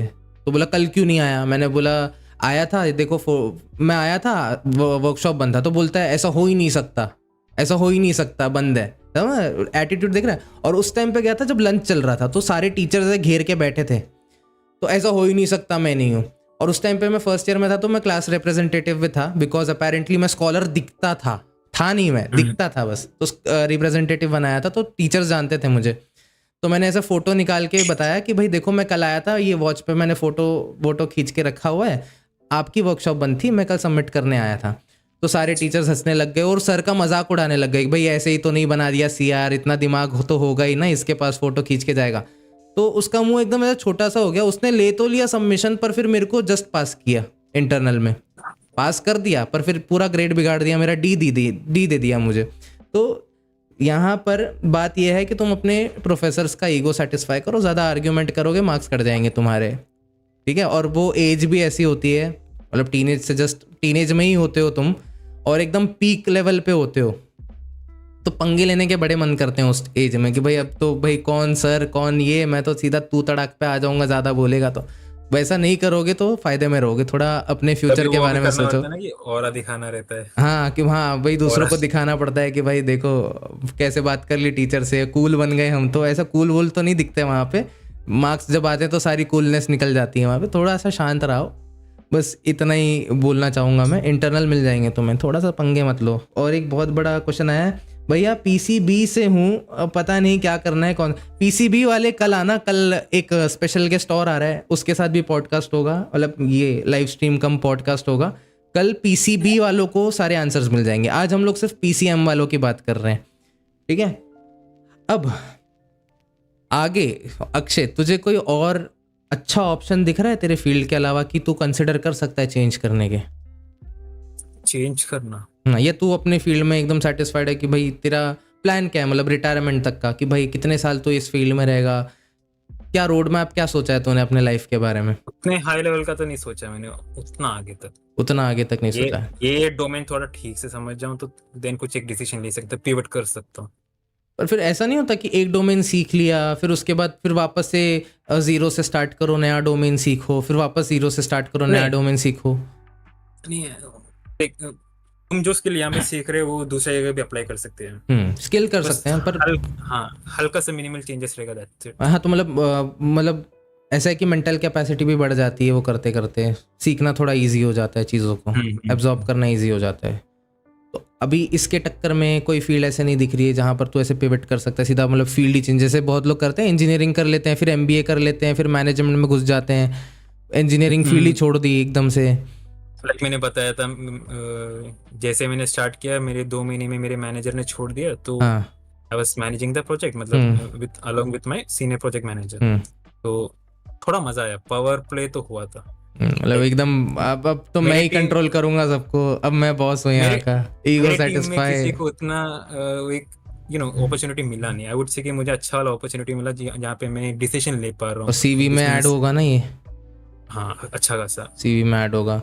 वो डिसीजन मेकिंग हो गया, क्लाइंट से इंटरेक्शन हो गया, वो इनिशियल लेवल पे, जूनियर लेवल पे, तो मेरे लिए अच्छा था। और मुझे ग्रेजुएशन कंप्लीट हुआ है, अचानक से एक हायर एक्सपोजर मिल गया, तो एक क्या बोलते, एक और अचानक से मिल गया मुझे कुछ करने का, हाँ भाई मैं हूँ कुछ, ओके समथिंग। और मतलब एज एन इंट्रोवर्ट हम दोनों एग्री कर सकते हैं ये बात पे कि मतलब किसी से फ्रेश बात करना पड़ता है, जो काम को जानता है, और तुम एकदम फ्रेशर हो, तो उस टाइम पे अलग प्रेशर हुआ रहता है कि भाई कुछ ऐसे फालतू चीज़ ना बोल दूं जिससे उसको पता चल जाए कि मुझे कितना कम आता है। तो अपनी फटी हुई हालत को छुपाना भी एक स्किल होता है ना, कि भाई थोड़ा ये तुम वाइवा में सीख जाओगे, 4 साल जब तुम घसाई करोगे ना इंजीनियरिंग में, तुम सीख जाओगे कि कॉन्फिडेंटली झूठ कैसे बोला जाता है, और एकदम अनवांटेड काम को मन लगा के कैसे किया जाता है। जैसे असाइनमेंट लिखना हो गया, भाई एकदम अनवांटेड यूजलेस काम है, कुछ काम नहीं होगा उसका। हमने ना अपने असाइनमेंट्स को ऐसे ड्रम के अंदर डाल के जलते हुए देखा है कि हमारे यहाँ एक बड़ा सा ड्रम था, साल खत्म होता था ना, सारी फाइल्स उसमें डालते थे और आग लगा देते थे उसमें। तो अपने असाइनमेंट को, जिसको रात रात को बैठ के लिखा है हमने, उसको जलते हुए देखा है सामने, इतना दुख होता था, पर क्या करे। कुछ नहीं कर सकते, ठीक है। ये पॉइंट ऐड करना चाहूंगा, कॉन्फिडेंटली झूठ के साथ अच्छे से कम्युनिकेट करना सीख गए ना, तो एक एड ऑन पॉइंट हो जाता है वो, लाइक जो तुम सोच रहे हो उसको बता पा रहे हो तो सामने वाला भी जल्दी समझ सकता है। मतलब अब स्किल्स तो इम्प्रूव करो, कोडिंग वाली भी और कम्युनिकेशन स्किल भी, बिकॉज आजकल कम्युनिकेशन वाला भी। 2 का 4 बताने अगर आता है तो ये अच्छी अपॉर्चुनिटी मिल जाएगी। तुम कितने अच्छे से खुद को मार्केट कर सकते हो, तुम्हारे हाँ स्किल्स। एग्जैक्टली, हाँ, मार्केटिंग मतलब तुम अपने स्किल्स को तो बाद में मार्केट करोगे, पहले जो तुम्हारा खुद को। कस्टमर है वो तुम पे बेट लगाएगा कि हाँ भाई ये जो बोल तो रहा है ढंग से कम, उसके बाद तुम्हारा काम उसको बोलेगा, पर वो उसके पहले कस्टमर को तुम बोलोगे। तुम्हारे ऊपर भरोसा रहना चाहिए, तुम्हारा कॉन्फिडेंस दिखना चाहिए कि हाँ he is capable enough to do it. So मैं थोड़ा एटलीस्ट ही इज इसमें इन्वेस्ट साउंडिंग करता केपेबल इनफ ना, इवन दो इज नॉट, और he may be, but he is sounding capable enough, that's what matter. बस इतना बोलने की बात है, मतलब साउंड करो एकदम कॉन्फिडेंट, उसके बाद देखी जाएगी। फिर पहले तुम्हें बोलना है, फिर तुम्हारा काम बोलेगा, बेसिकली ये चीज़ है। तो दोनों भी होना इंपॉर्टेंट है। और कोई किसी, चलो अब और कोई क्वेश्चन अक्षय तुझे इंजीनियरिंग रिलेटेड? इंजीनियरिंग। हाँ, अब मैंने तो बीएससी रिलेटेड सब कुछ पूछ लिया, अब तेरे दिमाग में कोई आ रहा है, व्यूअर्स को कुछ आ रहा है तो वो भी पूछ सकते हैं, अभी हम लोग थोड़ा स्टार्टिंग देखेंगे। में तुझे पता होगा कि सब मैकेनिकल कर रहे थे। Now do you think mechanical अभी भी सेम लेवल पे है? देखो, मैकेनिकल हमेशा एक ऊंचे लेवल पे रहेगा, ये मेरा अकॉर्डिंग टू मी होना है, पर ना जो मैकेनिकल वालों की जो वैल्यू है ना, वो इस कंट्री में नहीं है। In terms of job opportunities पूछ रहा हूँ। जॉब अपॉर्चुनिटीज हमेशा रहेगी, पर जो कहाँ पे? बोलते इंडिया ना इंडिया में अपॉर्चुनिटी, देखो डेवलपिंग कंट्री है, सिविल वालों को और मैकेनिकल वालों को जॉब की कमी नहीं होगी बिल्कुल भी, क्योंकि वो ऐसा कुछ नहीं है। अब देखो, मैकेनिकल में भी 2 चीज़ें कर सकते हो तुम, एक या तो तुम डिज़ाइनिंग में चले जाओ, जिसमें तुम सॉफ्टवेयर सीखो, जैसे ऑटोकैड सीख लो, सॉलिड वर्क सीख लो, एनसिस सीख लो। जैसे तुम्हारा प्रोग्रामिंग लैंग्वेज होता है, वैसे ही इसमें डिज़ाइनिंग सॉफ्टवेयर्स होते हैं कि तुम मशीन कंप्यूटर में बैठ के बना सकते हो, उसको सिमुलेट कर सकते हो, मतलब चलेंगी कि नहीं चलेंगी रियल लाइफ में, सिमुलेशंस, ठीक है। मैटलैब हो गया और वो सब तो पता ही होगा तुझे, ठीक है।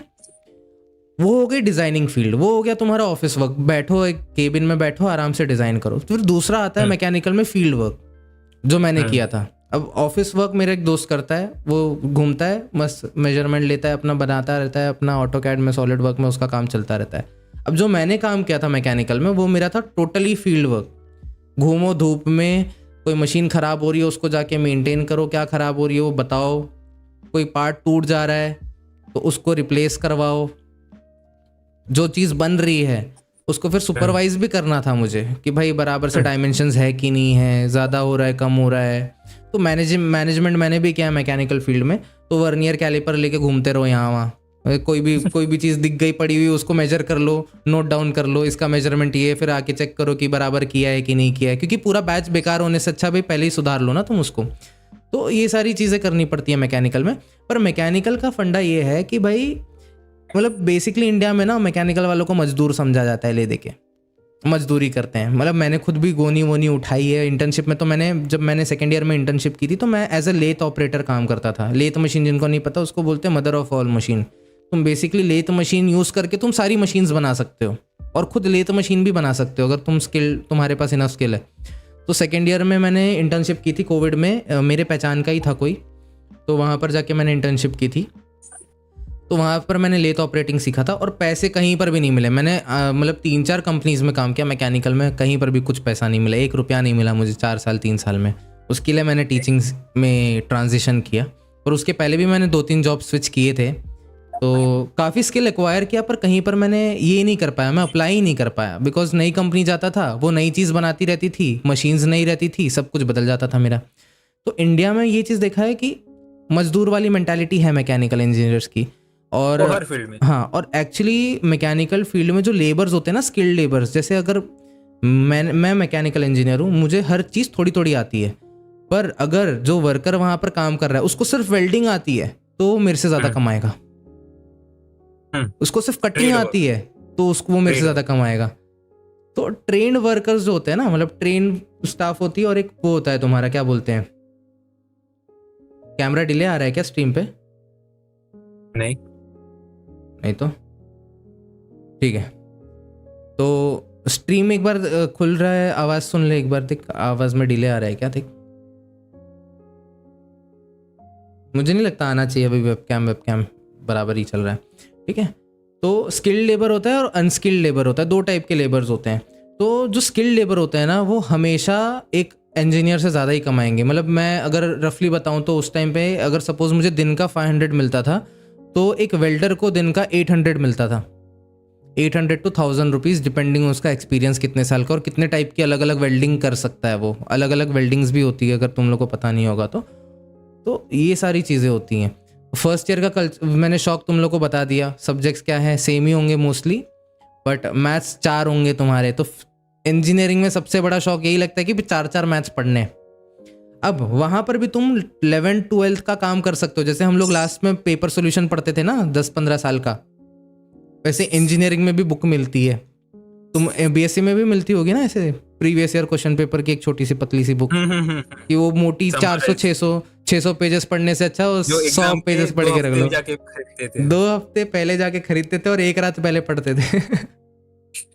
मेरा तो यही था कि भाई जाके वो बुक्स खरीद लो पतली पतली। हमने तो बाद में वो मोटी वाली बुक्स खरीदना ही बंद कर दिया था। जब आने इतने से ही में वाला है तो इतनी मोटी क्यों पढ़े भाई बुक। तो जाके पढ़ते थे और 1 रात पहले पढ़ के पास हो जाते थे, क्योंकि इंजीनियरिंग में एट द एंड मैटर करती है डिग्री। और डिग्री तब क्यों मैटर करती है, बिकॉज वो बेसिकली तुम्हारा गेट पास है। तुम्हें पता है तुम्हारे पास स्किल है, कंपनी को पता है तुम्हारे पास स्किल है, पर कंपनी एंट्री तब देगी ना जब तुम उसको डिग्री दिखाओगे कि भाई ये देखो डिग्री है, मैं अंदर आने वाला हूँ, अंदर आ सकता हूँ कि नहीं आ सकता हूँ। तो वो एक कार्ड जैसा हो जाता है डिग्री, ठीक है। और बहुत लकी हो मेरे जैसे हो तो फिर वो भी नहीं पूछेंगे, तुम्हें स्किल बेसिस पे रख लेंगे। पर बहुत जैसे एक जगह पे आके तुम्हारी गाड़ी अटकेगी। जैसे मेरी अभी मुझे जैसे मास्टर्स करना था तो वहाँ पर आके मेरी गाड़ी अटक गई कि भाई मुझे इंजीनियरिंग की डिग्री कलेक्ट करनी पड़ेगी, वरना मैं शायद से कलेक्ट भी नहीं करता, इतना बेकार मुझे लगता है डिग्री। पर एक जगह आके तुम्हारी डिग्री मैटर करती है, वो बेसिकली गेट पास है। तुम गेट के अंदर घुसने के बाद तुम इंटरव्यू में क्या मुंह खोल के आ रहे हो वो तुम्हारी स्किल है, पर अंदर जा पाओगे या नहीं जा पाओगे वो डिग्री है। तो डिग्री का जो वैल्यू है उसको तुम गेट पास से ज़्यादा मत समझो कुछ भी, ठीक है। तो इसके पीछे मत भागो कि भाई स्कोप किस में है, इसमें है कि उसमें। तुम स्किल एक्वायर करो, आराम से जॉब ले लो, काम करो और इम्प्रूव होते रहो। सबसे बड़ा पॉइंट वही है, ठीक है। और कोई क्वेश्चन किसी को चैट में, किसी से? दोनों भी, एक बीएससी आईटी जिसने किया है, एक ने इंजीनियरिंग किया है। हाँ अक्षय बोल, क्या हुआ? अब इस एक नया पॉलिसी आ रहा है ना, एजुकेशन पॉलिसी जो मोदी गवर्नमेंट ने निकाला था। क्या, किस बारे में? एजुकेशन पॉलिसी की ऐसे ऐसे चेंजेस होंगे, उसका शॉर्ट फॉर्म भूल गया, एक मिनट से देखने दे। लाइक 1 ईयर पहले वो थोड़ा न्यूज़ में था, देखा नहीं। बीटेक और डिग्री मैंने मैकेनिकल, मतलब BTech is bachelors in technology. Technology में सारे इंजीनियरिंग आते हैं, तो दो अलग अलग। हाँ, NEF नेशनल एजुकेशन पॉलिसी क्या है उसमें, थोड़ा इलैबोरेट कर। तो वो एक complaint, most of the complaint कैसे रहता है कि इंडियन करिकुलम बहुत ओल्ड है, बहुत लेगेसी सिस्टम जैसे चलता है, बहुत पुराना सिस्टम जो हम पढ़ के आते हैं, फिर 10 साल में मतलब जो हमने पढ़ा है वही हमारे बच्चे पढ़ रहे हैं, वही हमारे मम्मी पापा पढ़ के गए हैं, वही दादाजी पढ़ के गए। हाँ बराबर, करेक्ट है। तो वो पॉलिसी में ऐसा है कि हम करिकुलम में चेंजेस लाना चाहते हैं। जैसे अभी तूने बोला ना कि इंटर्नशिप सेकेंड ईयर से स्टार्ट होता होगा, फर्स्ट ईयर से स्टार्ट होता होगा, बट इंटर्नशिप्स को अभी थोड़ा और एडवांस लेवल पे लेके आने का ट्राई कर रहे हैं कि पहले से ट्रेड वर्क पता चल जाए कैसे काम करता है, सर्टिफिकेट्स बना के दे सकते हैं ऐसे ट्रेड्समैन या एक डेडिकेटेड ट्रेड स्कूल जो भी सर्टिफिकेट दे सकते हैं, ताकि स्टूडेंट्स को पता चले कि एक इंडस्ट्री लेवल पे काम कैसे होता है और डिफरेंस पता चले कि जो तुम पढ़ रहे हो थियोरेटिकली और जो इंडस्ट्री लेवल पे काम होता है, थियोरेटिकल एंड प्रैक्टिकल में डिफरेंस क्या है, उसमें डिफरेंस कितना है। बहुत है। तो वैसे वैसे बहुत सारे चेंजेस हैं। तो आई डोंट नो तूने पढ़ा कि नहीं, बट इंजीनियरिंग में वो कितना डिफरेंस लेके आ रहा है, बहुत ज्यादा डिफरेंस है। हाँ, जो लोग सोच रहे हैं ना कि क्या क्या पढ़ाते हैं इंजीनियरिंग में, भाई तुम्हें पता है ऐसे ऐसे बच्चे देखे हैं मैंने मैकेनिकल वालों को, जो लोग पास आउट हो गए और जिनको स्क्रू खोलना है अगर तो राइट में घुमाना है स्क्रू ड्राइवर को कि लेफ्ट में घुमाना है, उतना बेसिक नॉलेज नहीं होता लोगों को। ये स्किल इशू है, समझ में आ रहा है? पाना पकड़, उनको स्पैनर बोल दिया, पता ही नहीं क्या है उनको। वर्नियर कैलिपर क्या होता है, लीस्ट काउंट नहीं पता उनको। मैं ऐसे जो दिख रहा है उसको ही मेजर करके लिख दे रहे हैं। तो जो तुम जाओगे ना इंडस्ट्री में, और वहाँ पर जिस लेवल पे ऑपरेट होती हैं चीज़ें और जो तुम्हें कॉलेज में सिखाई जाती है, पहले बात तो बहुत आउटडेटेड सिलेबस है, जैसे अक्षय ने बोला एकदम आउटडेटेड सिलेबस है। तुम जाओगे, तुम्हारे लिए अलग दुनिया खुलेगी और तुम ऐसे लगेगा पहली बार चीज़ें देख रहे हो, ये सारी चीज़ें सुनी तो है हमने पर देख पहली बार रहे हैं, ऐसा फील होगा तुम्हें। बहुत बेकार, ऐसे मतलब अंदर से ऐसा लगता है भाई क्या पढ़ा, 4 साल वेस्ट हो गए हमारे, ऐसा एक टाइम को फीलिंग आएगा तुम्हें। और मतलब हमारे कॉलेज में हाँ बोल, देयर वर मोमेंट्स जहाँ पे हम टीचर को वर्चुअल सिखा रहे मशीन इंस्टॉल करना सिखा रहे हैं। हाँ, और जो टीचर्स का मैटलैब भी तूने होता है बोला ऐसे। था, हम मैटलैब रन कर रहे हैं, टीचर्स को नहीं पता, टीचर्स हमारे साथ बैठ के सीख रहे हैं। हाँ होता है, बहुत होता है भाई। टीचर्स भी मतलब वो ऐसे टीचर्स होते हैं ना जो खुद को टाइम के साथ अपग्रेड नहीं करते हैं, तो तुम नहीं करोगे तो बेइज्जती तो होगी। देखो अभी जैसे बताने के टाइम हंसी आ रही है, टीचर्स को सिखा रहे हैं, तो सोचो कितना ये वाली बात है ना, शर्म वाली बात है भाई, टीचर को स्टूडेंट सिखा रहा है। मतलब टीचर को लर्न करना चाहिए स्टूडेंट से, ऐसा नहीं बोल रहा, पर स्टूडेंट ही पूरा सब्जेक्ट बता रहा है तुम्हें, तो फिर वो बहुत बेकार बात है। थोड़ा बहुत अगर हेल्प मिल जाए बच्चे से, ये स्टूडेंट भी मतलब टीचर भी एट द एंड इंसान ही होता है, कितना ही सीख लेगा, एक सर्टेन कैपेसिटी होती है ना याद रखने की। पर भाई तुम्हें पूरा सब्जेक्ट कैसे इंस्टॉल करते हैं भाई, वो बेसिक नॉलेज तो आनी चाहिए तुम्हें, अगर तुम उस पर्टिकुलर सब्जेक्ट के टीचर हो तो वो होता है। बीटेक, हाँ जो पहले मैं बोल रहा था, बीटेक इज इंजीनियरिंग, दोनों में कोई डिफरेंस नहीं है। बीटेक और बीई दोनों एक ही चीज़ है, बस वो आईआईटी वाले टाइटल दे देते हैं बीटेक का। बीई और बीटेक दोनों एक ही चीज़ है। Which branch mechanical is best? मैं अभी एनर्जी इंजीनियरिंग कर रहा हूँ मैकेनिकल में। मैकेनिकल में भी बहुत सारे सब ब्रांचेज हैं, पर मैंने बहुत सारे लोगों को ऑटोमोबाइल्स करते हुए देखा है। ठीक है, अगर गाड़ियों में जिनको इंटरेस्ट है ऑटोमोबाइल्स कर सकते हैं। ईवी आ रहे हैं ना बहुत, जब इलेक्ट्रॉनिक व्हीकल आ रहे हैं, जो इलेक्ट्रिकल व्हीकल आ रहे हैं, उसमें भी कर सकते हो तुम चीज़ें, वो भी अभी बूम ही हो रही है चीज़ें। तो ऑटोमोबाइल्स में जा सकते हो। थर्मोडायनेमिक्स रिलेटेड बहुत सारी फील्ड है। मैं खुद एनर्जी इंजीनियरिंग से मास्टर्स करने की अभी प्लान कर रहा हूँ इस साल। अभी मेरा अगर आ गया लिस्ट में नाम, तो I will be doing masters in mechanical engineering with energy engineering as my main topic. तो ऐसे कर सकते हैं, ठीक है। पर वो तुम्हें ज़रूरत नहीं है, तुम बीटेक करके भी कर सकते हो। एक और फील्ड होती है, मतलब एक और चीज़ कर सकते हो तुम 10th के बाद, पर वो डिप्लोमा होती है। वो डिप्लोमा कर लोगे तो सीधा सेकेंड ईयर में एडमिशन मिल जाता है इंजीनियरिंग के। वो एक और तरीका होता है इंजीनियरिंग में घुसने का। पर बहुत सारे लोग डिप्लोमा करके ही जॉब ले लेते हैं, क्योंकि डिप्लोमा के बाद तुम एलिजिबल हो जाते हो जॉब करने के लिए। तो मैंने बहुत सारे मेरे दोस्त लोग हैं डिप्लोमा के, तो लोग जब आते थे ना सेकेंड ईयर में, तो उनके हाथ में ऑलरेडी जॉब होती थी, वो जॉब करते ही रहते थे। तो एक और तरीका ये होता है डिप्लोमा करने का। हाँ, और अक्षय कोई question profession related? Mechanical engineering किया तो लाइक सपोज तूने मैकेनिकल इंजीनियरिंग किया, हाँ ठीक है। After graduation like at least 1 year job करने के बाद how easy is to pivot from pivot to what? Any other field related to engineering और in general? Engineering after learning mechanical से बहुत ज़्यादा पिवट, मतलब बहुत सारे ब्रांचेस आते हैं मैकेनिकल में। आईटी मत बोलना, आईटी के अलावा, I mean it's easy IT में घुसना, बट आईटी के अलावा दूसरे इंजीनियरिंग फील्ड में पिवट करना कितना इजी है? देख like do you need any another you know एक और ग्रेजुएशन या मास्टर्स करना पड़ेगा उसमें? नेसेसरी नहीं है, हो जाता है क्या पिवट? देखो मेरे बहुत सारे दोस्तों ने आईटी में, मतलब मैकेनिकल टू आईटी गए हैं, मैकेनिकल इंजीनियरिंग कंप्लीट की, आईटी में गए, फिर मैकेनिकल करके एमबीए तो जाते ही हैं, तो सबसे बेसिक है बीएससी एंड एमबीए में कॉम्बिनेशन होता है। मतलब बहुत सारे, मतलब जितने मैंने सुना है, 3 इडियट्स में भी देखा है कि भाई पहले इंजीनियरिंग किया, फिर एमबीए करके बैंक में नौकरी कर रहा है, तो इंजीनियरिंग काई को की, तो वो सारे रेफरेंस से पता चलता है। बीएससी करके एमबीए है, बीसीए करके एमबीए है, जैसे एमबीए फाइनल कर ही देते हैं, लास्ट वाला पोजीशन एमबीए ही है। हाँ, तो ये तो मुझे स्टार्टिंग में प्रोजेक्ट मैनेजमेंट करने में मजा आया स्टार्टिंग में, एंड मैंने भी सोचा था एमबीए करूं। अभी नहीं सोच रहा, अब आगे जाके करूंगा शायद से। अभी थोड़ा वो ऐसे हो गया नीश, मतलब एक जनरल टर्म हो गया एमबीए करना, मतलब वो तो हमारा प्रॉब्लम है कि हर कोई कर रहा है तो हम क्यों करें, वैसा वाला सिस्टम चल रहा है तेरा क्या? वही मतलब रैट रेस में पार्ट नहीं लेना है, पर भले ही बस वो एक पॉइंट है कि तुम्हें एक प्रेफरेंस मिल जाता है कि हाँ इसने एमबीए किया तो इसको ले सकते हैं, इसका थोड़ा बहुत पता होगा, पास हुआ है तो थोड़ा बहुत पढ़ाई होगा, पढ़ाई तो की होगी, कम से कम डिसिप्लिन बंदा है, कम से कम ग्रेजुएशन करने के बाद भी पढ़ाई कर रहा है तो डिसिप्लिन तो होगी लाइफ में, वो भी जाता है ना, पोर्ट्रे होता है एक चीज कि भाई इतना पढ़ाई कर रहा है बंदा। अब बोल, लाइक तुम्हें काम करना आता है, बस उसको एक टर्म्स में डिफाइन करना आना चाहिए, वो एमबीए में हो जाता है, उसका ट्रेनिंग मतलब बोल बच्चन सिखाते हैं।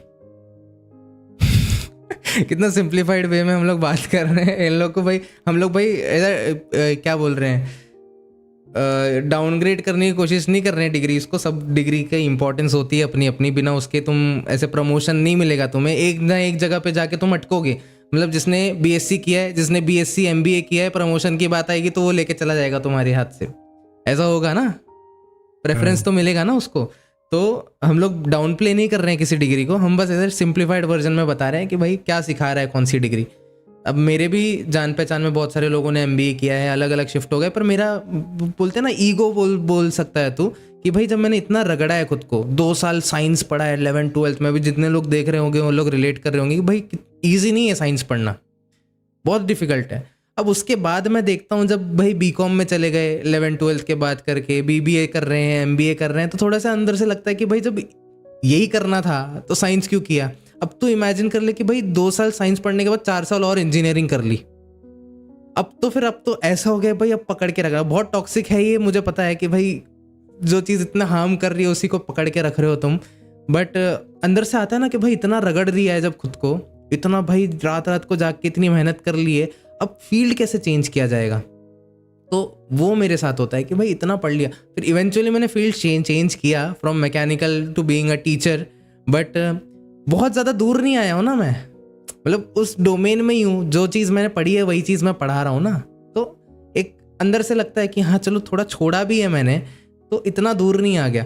तो वो चीज़, वो मेंटालिटी मुझे समझती नहीं है कि भाई तुम पढ़ कुछ और रहे हो फिर जा किसी और चीज़ में। ऑब्वियसली बातें लक होता है, बहुत सारे लोग मेरे ही लाइफ में बहुत सारे लोगों का एग्जाम्पल है, पढ़ा कुछ और किया कुछ और, फिर उसमें बहुत सक्सेसफुल हो गए, बट मैं पर्सनली छोड़ नहीं पा रहा चीज़ों को। मेरे टीम का एक ब्रेक डाउन देता हूँ मैं तुझे, ओके।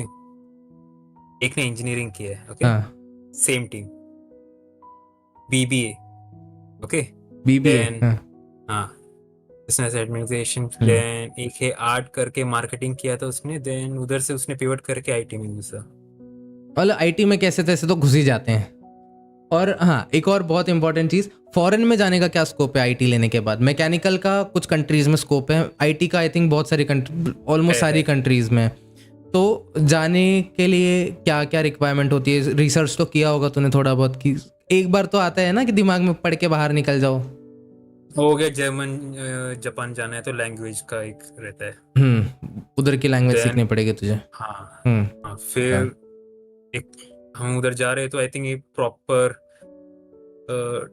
हमारे यहाँ पे जो एंट्रेंस एग्जाम होता है वैसे नहीं, एज एन एंट्रेंस नहीं, इंटरव्यू होता है वैसे नहीं होगा वहाँ वो बिठा के देखते हैं, एक्चुअल नॉलेज चेक करेंगे तेरा। मतलब बोल बच्चन से काम नहीं चलेगा बाहर, चल जाएगा, बट चाहिए वो लोग, हाँ, यहाँ पे क्या होता है, मास हायरिंग होता है, तो मास हायरिंग में किसी को भी बैठा देते हैं इंटरव्यू करने के लिए। वहाँ पे कोई रहेगा तो एक पर्टिकुलर सीटीओ आएगा, क्योंकि 1 या 2 किसी का पॉपुलेशन भी कम है वहाँ पे, तो उनके पास टाइम है एक, मतलब अच्छे से क्या बोलते हैं, इंटरव्यू करने के लिए उनके पास एनालाइज करने के लिए टाइम है उनके पास हर एक बंदे को। Like if you're providing them that much higher amount of salary, then proper questioning के थ्रू ही वो कॉम्पिटेंस चाहिए होगा, ऑब्वियसली बात है ना। तो कंपटीशन को भी एलिमिनेट कर देता है ना, पर वो भी एक अच्छी चीज़ होती है कि भाई अगर वो इतना इंटरव्यू टफ है, इतना डिफिकल्ट है अंदर जाना उसके, तो आधे से ज़्यादा कंपटीशन तो वहीं पर ऐसे निकल जाता होगा। वो भी तो एक अच्छी बात है देखा जाए तो। मतलब जब तक खुद को तुम कम नहीं समझ रहे, वो तो एक एडवांटेज वाली चीज़ ही हो गई कि भाई कंपटीशन बहुत स्ट्रॉन्ग है, मतलब बहुत ज़्यादा डिफिकल्ट है हायरिंग, तो highly competitive and highly competent लोग ही घुस पाएंगे अंदर ना। तो और इंडिया में I think you know proper experience वाले वर्कफोर्स हैं जिसको बाहर हायरिंग हो जाता है, सबका हो जाता है, मिल जाता है। और यही रीज़न है शायद से ज़्यादा मतलब डिमांड से ज़्यादा सप्लाई होने का, कि इतनी सैलरी कम है इंडिया में। हाँ ना, वो तो हर जगह वही है कि भाई इंडिया में, मतलब बोलते हैं ना पत्थर पे को इंजीनियर पे ही गिरेगा, वही सिस्टम चल रहा है कि भाई लोग बहुत हैं, स्किल बहुत कम है, लोग बहुत ज़्यादा है विद दैट सेम डिग्री ना। मतलब वही है ना, बोलते हैं ना अनएम्प्लॉयमेंट नहीं, अनएम्प्लॉयबिलिटी है। जैसे मैंने बोला पाना पकड़ दे दो तो भाई खोल ही नहीं पा रहे हैं लोगों को ऐसे मजदूर और कुछ नहीं। हाँ, आई एम श्योर ऐसे भी तूने लोगों को देखा होगा जो 3rd ईयर में और जिनको भाई HTML के बेसिक्स नहीं आते हैं, ऐसे भी तो लोग होते होंगे ना बीएससी में। हाँ ना, कि कुछ नहीं आता है, बस ऐसे ही आके थर्ड ईयर में पढ़ते पढ़ते पास हो गए, पर एक्चुअल स्किल नाम में कोई चीज़ मैं नहीं भी है। था उसमें, ऐसा नहीं कि मुझे भी सब कुछ आता था, यानी सब मैं कुछ भी नहीं, ऐसे मतलब बेसिक बेसिक कुछ नहीं, स्क्रैच कुछ से। नहीं, नहीं कुछ नहीं तो हाँ नहीं आता एक होगा था, ना। उसके पास बैकअप था, इसलिए वो कुछ ना कुछ करके पास हो गए। हाँ, तो वैसा होता है। दुकान तो खुद का। Is it better to do it abroad और इन इंडिया? बहुत एक बड़ा क्वेश्चन पूछा है कि जो बीएससी करना है, जो हायर स्टडीज करनी है, वो इंडिया से करके बाहर जाए या बाहर जाके ही करे? अभी करंट सिचुएशन में मैं वो आंसर नहीं दे पाऊंगा, क्योंकि तूने यू नहीं नो इट किया ना, है। अभी विसा विसा नहीं नहीं नहीं, जो अभी करंट सिचुएशन चल रहा है, हाँ, जो वीज़ा चल रहा है, हाँ विसा हाँ। अप्लाई, वो वाला इश्यू की वजह से तो मैं आंसर करना नहीं चाहता। हाँ, तो अभी बट करंट जो उसका सिनेरियो चल रहा करिकुलम है। थोड़ा और थोड़ा और डेवलप्ड है आई थिंक, क्योंकि वो पहले लोग से कोर लेवल पे एक्सपोज्ड ट्राई है उन कर रहे सब हैं। चीज़ों से हाँ, ना। हाँ, कोर लेवल पे वो लोग ट्राई करना चाहते हैं, नॉट कि पहला वाला करिकुलम आगे तक बढ़ाते जाओ। अब एक और चीज़ मैंने नोटिस की है कि भाई इंडियंस की, मतलब जो इंडियंस की इमेज है फॉरेन में related to this IT sector, वो बहुत ज़्यादा अच्छी है सरप्राइजिंगली। मतलब बाकी सारी चीज़ों से सबसे बेस्ट है कि Indian gold code level level भाई, मतलब किसी से नहीं हुआ तो इंडियन से हो जाएगा। हाँ, कि भाई मैंने ऐसे बहुत सारे दोस्त देखे हैं। मतलब जब मैं फॉरेन गया था तो वहाँ पर जो मेरा दोस्त बना था इसराइल का, उसने बोला था उसने पूरी कोडिंग एक इंडियन यूट्यूब चैनल से सीखी है, कि वो आता था, वो सिखाता था कोडिंग। और जापान में भी इंडियंस को सिर्फ दो नज़रों से देखा जाता है, या तो तुम एक कोई होटल में वेटर होगे, या तो तुम आईटी सेक्टर में काम करोगे, तुम्हारा बंगला होगा, मस्त गाड़ी होगी, मतलब या एकदम नीचे रहोगे या तो एकदम ऊपर रहोगे। तो वहाँ पर भी मतलब तुम अगर बोल दो ना इंडियन हो, तो तुम्हें वो आईटी सेक्टर का ही समझेंगे। तो ऐसी कैसी इमेज फॉर्म हो गई दुनिया में इंडिया की कि भाई आईटी सेक्टर में इतना आगे चले गए, बाकी सब चीज़ों से भले ही लोग ये करें, नफरत करें इंडिया से, पर भाई आईटी सेक्टर की बहुत रिस्पेक्ट की जाती है अक्रॉस द वर्ल्ड। ऐसा कैसे हो गया? आई मीन उसका आंसर यही रहेगा कि इन्फोसिस विप्रो को कितना भी गाली दे दो, उनकी वजह से एक बूम आया है। इमेज, हाँ, बूम और कैरेक्टर आया है। भी सैलरी कम देते हो एग्री करते हैं, बट उनके वजह से एक इमेज तो बन गया है। मतलब जो वेल आउटसोर्स यूटिलाइज करते हैं ना किया, कंपनी। आउटसोर्सिंग वाला। तो बाहर की कंपनी क्या करती है बेसिकली, क्योंकि इंडिया में मैन पावर ज़्यादा है तो कॉस्ट कम है, तो बाहर की कंपनी क्या करती है, अपना जो हैवी लिफ्टिंग वाला काम होता है वो इंडिया को दे देती है, क्योंकि यहाँ पर सस्ते में करके मिल जाता है। तो ये कर करके क्या हुआ है, क्योंकि इंडियंस काम करके दे देते हैं उनको, तो एक रेपुटेशन बिल्डअप हो गई है कि भाई होता है यहाँ पे काम, सस्ते हो में होता जाएगा, है। और वो कुछ भी हर आउटसोर्सिंग चीज़ में कराने प्रूव हो किया है। जाएगा। हर चीज़ में प्रूव किया है, हमारे इसरो ने भी प्रूव कर आईटी दिया है बीपीओ इसमें, हाँ एग्जैक्टली, ना, कि भाई हम कोई लोग भी सस्ते में टेक्निकल कर लेंगे एस्पेक्ट। काम। हम लोग को बहुत ज़्यादा फ्लैशी और एक्सपेंसिव दिखाने की ज़रूरत नहीं है अपनी चीज़ों को। हम तुम जितने में एक रॉकेट उड़ाओगे उतने में हम 10 उड़ा देंगे, कोई टेंशन वाली बात नहीं। दिमाग तो बहुत है, थोड़ी सिविक सेंस की कमी थोड़ा चलो इतना ये नहीं करते हैं, थोड़ा बस टॉपिक पे रहते हैं, मुंह खुलना चालू हो जाता है वरना।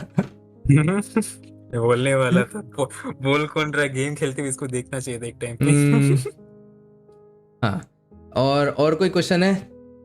Which branch in mechanical, mechanical itself is a branch, उसमें कोई ऐसा ये नहीं है, उसमें सब ब्रांचेस होंगे तुम्हारे थर्ड फोर्थ ईयर में आई जाओगे, थिंक थर्ड ईयर में जाओगे। वो डोमेन पूछ रहा होगा शायद। पहले कर लो, बाद में पता चलेगा तुमने इंजीनियरिंग ही क्यों की है, समझ में ही नहीं आ रहा। बहुत सारे ऐसे कहावत सुनी होगी ना तुमने, engineers can be anything accept engineers.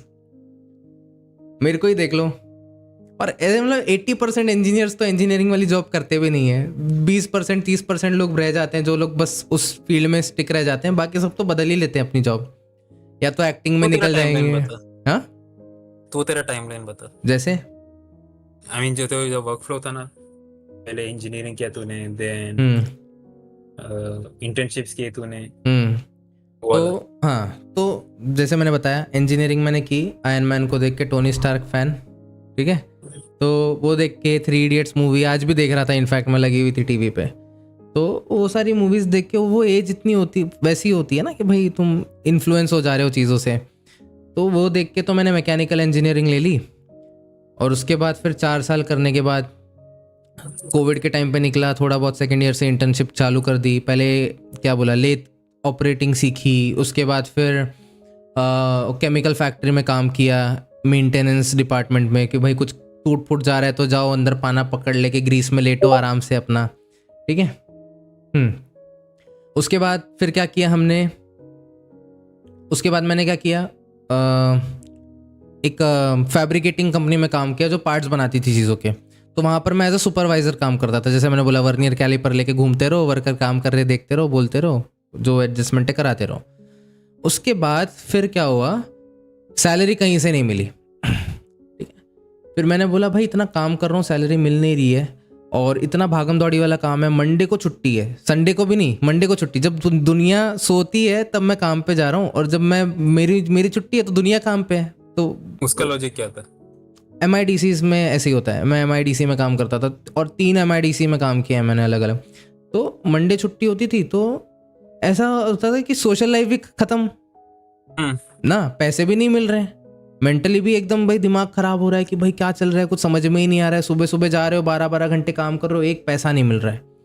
उसके बाद फिर मैंने बोला सब छोड़ो, कॉल सेंटर में काम करेंगे, पैसे कमाएंगे थोड़ा। भाई इंजीनियरिंग होने के बाद कोविड का टाइम था, उस टाइम पे जॉब मिलनी बहुत बड़ी बात थी।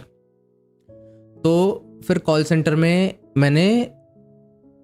कॉल सेंटर था रियल एस्टेट का, मतलब वो क्या बोलते हैं, प्रॉपर्टीज़ बेचने का, लैंड बेचने का वैसे। तो उसमें ट्रांजिशन किया मैंने, और फिर वहाँ पर मैंने 2 या 3 महीने काम किया, और उधर मेरा जो डेवलपमेंट हुआ है, मतलब बोलते हैं, मैं बोलता हूँ ना, मैं इंट्रोवर्ट था, मुझे बात करने नहीं आता था। तो कॉल सेंटर में जाके मैंने हिंदी में, इंग्लिश में, मराठी में लोगों से आधा घंटे, 1-1 घंटे कन्वर्सेशन करता था, प्रॉपर्टी बेचता था, सोच कन्विंस करता था अलग लैंग्वेजेस में। तो एक तो वो फियर चला गया कि लोगों से बात कैसे करते हैं, कन्विंसिंग पावर आ गई, वही बेसिकली बेचना आ गया चीज़ों को, वो सीखा। उसके बाद फिर एक और शिफ्ट किया मैंने, फिर वो भी एक ऐसे ही था कॉल सेंटर टाइम, मतलब वो होता है ना, जैसे फीडबैक के लिए कॉल आता था कि भाई तुम्हारा मेंटेनेंस हुआ है क्या गाड़ी का, या तुम्हारी कंपनी, सर्वे जैसा होता है, सर्वे करते हैं जैसे कंपनीज का, वैसे किया।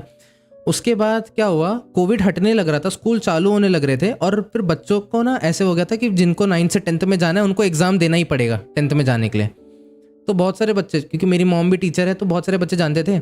तो 1-2 बच्चों ने अप्रोच किया कि हमको फिज़िक्स और मैथ्स में प्रॉब्लम है, और हमारा एग्ज़ाम 1 हफ्ते में है, और हमने पूरे साल कुछ पढ़ाई की नहीं क्योंकि लॉकडाउन था, तो हमें 1 हफ्ते में सीखना है पूरा। तो ऐसे क्रैश कोर्स करवाया मैंने 2-3 लोगों को, और फिर वहाँ से जो मुझे इनकम आई वो मेरी 2-3 महीने की सैलरी थी जो मैंने 1 हफ्ते में कमा ली थी। फिर दिमाग में आया कि भाई सैलरी भी मिल रही है, रिस्पेक्ट भी मिल रही है, फ्लेक्सिबिलिटी तो अलग लेवल की है, जिस दिन काम करना है उस दिन करो, जिस दिन नहीं करना है मत करो। फिर वही बच्चों ने जाके आगे जिस क्लास में गए ना 11th-12th में, वहाँ पर जाके रिकमेंडेशन देना चालू कर दिया कि हमने 10th में इन सर से पढ़ा था, और मैंने भी बीच में जाके रेज्यूमे बांटे थे हर जगह पे कि भाई मेरे को करना है, जॉब करना है टीचिंग में। उस टाइम पे मैं पार्ट टाइम सोच रहा था। फिर कॉल आने लग गए कि सर आपका नंबर यहाँ से मिला है। फिर एक क्लास मिला, दूसरा क्लास मिला, तीसरा क्लास मिला, डेमो लेक्चर्स हुए, पसंद आए लोगों को। फिर क्लास पे क्लास, फिर मेरे टीचर्स मिल गए मुझे, जिन टीचर्स ने मुझे पढ़ाया था ना, वो टीचर्स मुझे वहाँ क्लासेस में काम करते हुए दिख गए, तो उन्होंने अपने क्लासेस में बुला लिया। फिर एक टीचर ने बोला कि स्कूल में वैकेंसी है, वहाँ ट्राई कर, मैं तेरा रिकमेंडेशन देता हूँ। तो स्कूल में रिकमेंडेशन किया, फिर स्कूल में भी जॉब मिल गया मुझे। तो जो भी मेरा काम चल रहा है वो सिर्फ रिकमेंडेशन बेसिस पे ही चल रहा है। कहीं पर भी मैंने, मतलब जहाँ पर मैंने बांटे थे ना रेज्यूमे, वहाँ पर भी मुझे 1-2 साल बाद कॉल आया, वो भी रिकमेंडेशन से। तो मेरे बांटने से कहीं से कॉल नहीं आया, बस रिकमेंडेशन बेसिस पे मेरा चले जा रहा है पहिया। तो अभी मैं ट्राई कर रहा हूँ कि स्कूल टीचर से हटूँ। 11th-12th को तो मैं पढ़ाता ही हूँ, पर क्लासेस में पढ़ाता हूँ। स्कूल में मैं 10th स्टैंडर्ड तक पढ़ाता हूँ, ठीक है, IGCSE एंड ICSE बोर्ड। तो अब मुझे क्या करना है कि बच्चों को पढ़ाना बंद करना है। मुझे अभी डिग्री कॉलेजेस वालों को, मतलब प्रॉपर प्रोफेसर बनना है, अब टीचर से हट के प्रोफेसर बनना है। तो इसके लिए अब मैं शायद से इस साल मास्टर्स परस्यू करूँगा। तो ये पूरा टाइमलाइन था मेरा, और डिटेल में भी होगा स्टोरी अगर मैं बताने जाऊँ, पर वो लाइव स्ट्रीम अभी नहीं है। तो जिनको ये था, एक लास्ट क्वेश्चन देख लेते हैं। हैकिंग फील्ड और डेटाबेस फील्ड में से ज़्यादा अच्छा कौन सा है? हैकिंग मतलब वो साइबर सिक्योरिटी बोल सकता है। मेरा एक दोस्त है साइबर सिक्योरिटी में, और क्या बोलते हैं, क्वेश्चन रिपीट कर, आवाज़ नहीं आया।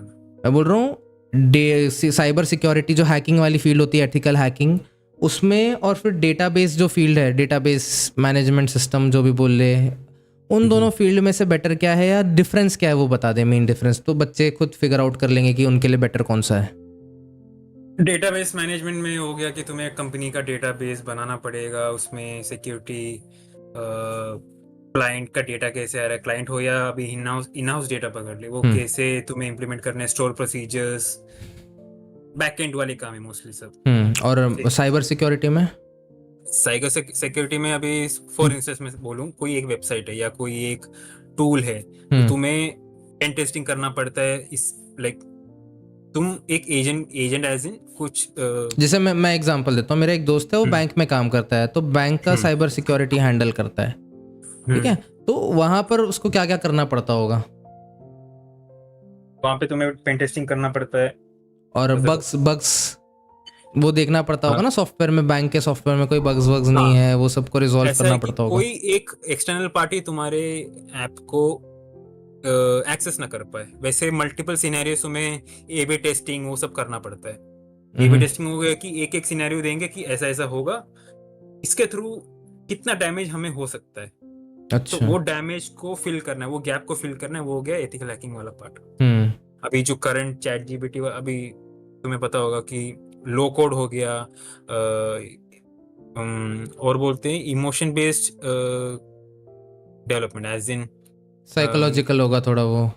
नो तुम चैट जीपीटी बोलो या कोई भी एआई एजेंट बोल दो, उसको बोलोगे कि मुझे ऐसा चाहिए, ऐसा यूआई चाहिए, ऐसा फ्रंट एंड है, मेरा बैकएंड में ऐसे होगा, ऐसे तुम एक बेसिक सिंटैक्स भी नहीं, प्रॉम्प्ट बताओगे। तो प्रॉम्प्ट के बेसिस में तुमने सवाल पूछा था कि एआई जॉब खाएगा कि नहीं। ओके, एआई बना के दे सकता है बेसिक सब, बट वो फुल इम्प्लीमेंटेशन वाला टूल नहीं है। ओके, तुम्हें पीछे बैकएंड सिक्योरिटी वो सब बहुत बनाने पड़ते हैं। तो एआई प्रॉपर एक वेबसाइट को तो बना के नहीं देगा। मतलब अगर तुमने एआई यूज करके वेबसाइट बनाई है तो उसको यूज करके हैक भी कर सकते हो उसको। अभी एक सिचुएशन हुआ था जहाँ पे एक ट्विटर यूजर ने वेबसाइट बनाया था कि देखो मैंने इतना हाई लेवल वाला इम्प्लीमेंटेशन करके चैट जीपीटी यूज करके मैंने वेबसाइट बना दिया प्रॉम्प्ट के बेसिस में, तो डेवलपर का यूज क्या है, ऐसे बोल के उसने एक ट्विटर पोस्ट किया था। तो हैक हो गई। आई थिंक 1 या 2 वीक हैक हो गया। हैक हो गया। बनाया चैट जीपीटी से तो उसका तोड़ भी तो वही दे देगा कि भाई मैंने ऐसे बनाया। उसको किसी को तो लूप होल मिल गया, वो गए एक्सेस किया, इसको ही ब्लॉक कर दिया उन लोगों ने। तो भाई इतना, भाई तुम मारोगे इतना होशियारी। हाँ, तो जितना चैट जीपीटी एक फील्ड को आगे, नॉट चैट जीपीटी, एआई जो भी वो एक फील्ड को आगे लेके जा रहा है, तो पीछे से भी उतना दूसरा काम भी बनते जाएगा। लाइक साइबर सिक्योरिटी में भी उतना ही काम बढ़ते जाएगा। मतलब उस कीप अप करना है बेसिकली एआई। तुम हाँ, मतलब रेस लगी है, मतलब चालू हो गई ह्यूमंस एंड एआई के बीच में रेस। टर्मिनेटर वाला सिनेरियो होगा। आएंगे मशीन्स गन लेके। एक सिचुएशन हुआ था, बट अभी आई थिंक उसको सॉल्व कर दिया। अच्छा, जो रोबोट ने मार दिया था किसी को। नहीं, रोबोट डिप्रेशन में चला गया था, ऐसा भी तो आया था स्टोरी बीच में कि रोबोट डिप्रेस हो गया था। वो तो है, बट एक सिचुएशन यहाँ पे था कि एक प्रोटोकॉल चल रहा था, फिर मैन्युअली हमने आई थिंक मैन्युअली जो भी एडमिन वगैरह है उन्होंने किया कि we need to end this protocol. तो वो एआई एजेंट वो प्रोटोकॉल को एंड नहीं कर पा रहा है। अच्छा, ओवरराइट हो गया था उसका। ओह, मतलब पहला टर्मिनेटर बनने के कगार पे था ऑलमोस्ट कि भाई बंद तो नहीं होगा, ऑफ बटन तो नहीं दबेगा। अच्छा जी, तो वही सिचुएशन है कि प्रोटोकॉल ब्रेक नहीं कर पा रहा है। बेसिक वही है कि हम जो बोलेंगे वही एक्सेप्ट करना चाहिए। हाँ, तो मतलब बेसिकली ह्यूमंस के कंट्रोल में होना चाहिए, स्विच ऑन स्विच ऑफ होने वाला सिस्टम चाहिए। प्रोटोकॉल ऐसी कॉन्शियसनेस नहीं बननी चाहिए खुद की। हाँ, बट वो ब्रेक नहीं कर पा रहे थे वो लोग, नौकर बन जाए। But somehow they manage to close this. अरे सीधा गोली से उड़ा देने का मशीन को, क्या यार है। हाँ, मकरंद फुगे, एक चीज बता देता हूँ, मैकेनिक ईवी में मैकेनिकल चाहिए, इलेक्ट्रिकल चाहिए, दोनों में से कुछ भी कर ले। करना तुझे दोनों पड़ेगा, तो मैं सजेस्ट करूंगा मैकाट्रॉनिक्स कर ले, दोनों भी आ जाता है, मैकेनिकल एंड इलेक्ट्रॉनिक्स। थोड़े लिमिटेड कॉलेज हैं उसके, पर वहाँ पर तू सब सीख लेगा, कोडिंग सीख लेगा, रोबोटिक्स भी सीख लेगा और इलेक्ट्रॉनिक्स भी सीख लेगा, सब कुछ सीख लेगा। तो वो फील्ड का नाम है मैकाट्रॉनिक्स, जो तू ढूंढ रहा है, जो फील्ड, जो टर्म ढूंढ रहा है। तो नवी मुंबई में तेरना कॉलेज में होता है मैकाट्रॉनिक्स। अभी होता है कि नहीं होता है, मेरे टाइम पे नया नया आया था, तो उसका जो सीट्स है बहुत लिमिटेड होता है। तो मैकाट्रॉनिक्स पे एक बार ट्राई कर ले, ठीक है, तो ईवी तेरा सॉर्ट हो जाएगा। इनफैक्ट तू मतलब रोबोट भी बना पाएगा फ्यूचर में चल के, अभी एआई इंटीग्रेट कर पाएगा उसमें, जैसे बता रहा है अक्षय। हाँ बोल अक्षय, कंप्लीट कर। उतना ही सिचुएशन सिनेरियो था। ठीक है, अब अक्षय तुम्हें इस चैनल पे वापस चाहिए, कोई डाउट है तो तुम कमेंट में डाल देना, ठीक है। ये वीडियो खत्म होने के बाद, अभी लाइव स्ट्रीम पे डालोगे तो मुझे नहीं दिखेगा ना उसको दिखेगा, ठीक है। जब वीडियो खत्म हो जाएगी तो एक बार कमेंट में डाल देना, तो इसको वापस से बुलाया जाएगा, ठीक है। और कल जो PCM वाले बच्चे, सॉरी PCB वाले बच्चे हैं, कल स्ट्रीम पे आ रही है एक डॉक्टर, तो तुम्हें वो बताएगी कि PCB लेने के बाद क्या करना चाहिए आगे। MBBS करना चाहिए, BDS करना चाहिए, फिजियोथेरेपी क्या है, डॉक्टर का टाइटल कब मिलता है, कैसे मिलता है, फिजियोथेरेपिस्ट डॉक्टर होते हैं कि नहीं होते हैं, डेंटिस्ट डॉक्टर होते हैं कि नहीं होते हैं, ये सारे डाउट्स मैं कल पूछूंगा और कल तुम्हारे वो सारे डाउट्स क्लियर होंगे। तो कल के पॉडकास्ट या कल के लाइव स्ट्रीम को मत भूलना, अभी से रिमाइंडर डाल लो, इसी टाइम पे 9:30-10 बजे के आसपास मैं करूँगा लाइव स्ट्रीम, ठीक है। तब तक अक्षय, एनी लास्ट थॉट्स जाने से पहले, कोई टिप्स? स्किल डेवलप करो और कुछ नहीं। स्किल डेवलप करो, मेरा भी सेम है, स्किल डेवलप करो और अपग्रेड होते रहो, मैं बस उतना ही ऐड करूँगा। विद टाइम टू टाइम खुद को अपग्रेड करते रहो, कंपटीशन को एलिमिनेट करते रहोगे उस तरह से, वरना कोई आगे निकल जाएगा थोड़ा सा ज़्यादा डेवलप होके, ठीक है। तो इसी के साथ स्ट्रीम एंड करते हैं। चल अक्षय, थैंक यू, वापस बुलाऊंगा मैं तुझे, ऐसे ही आ जाना ठीक है। तो मिलते हैं कभी, किसी और चैनल पे भी मिलेंगे, प्लान चल रही है अक्षय के साथ थोड़ी बहुत, देखते हैं। तो चलो, यही था आज की स्ट्रीम, मिलते हैं कल, भूलना मत, पोस्ट भी डाल दूंगा। तब तक के लिए बाय बाय, और transition, bye everyone. Bye bye.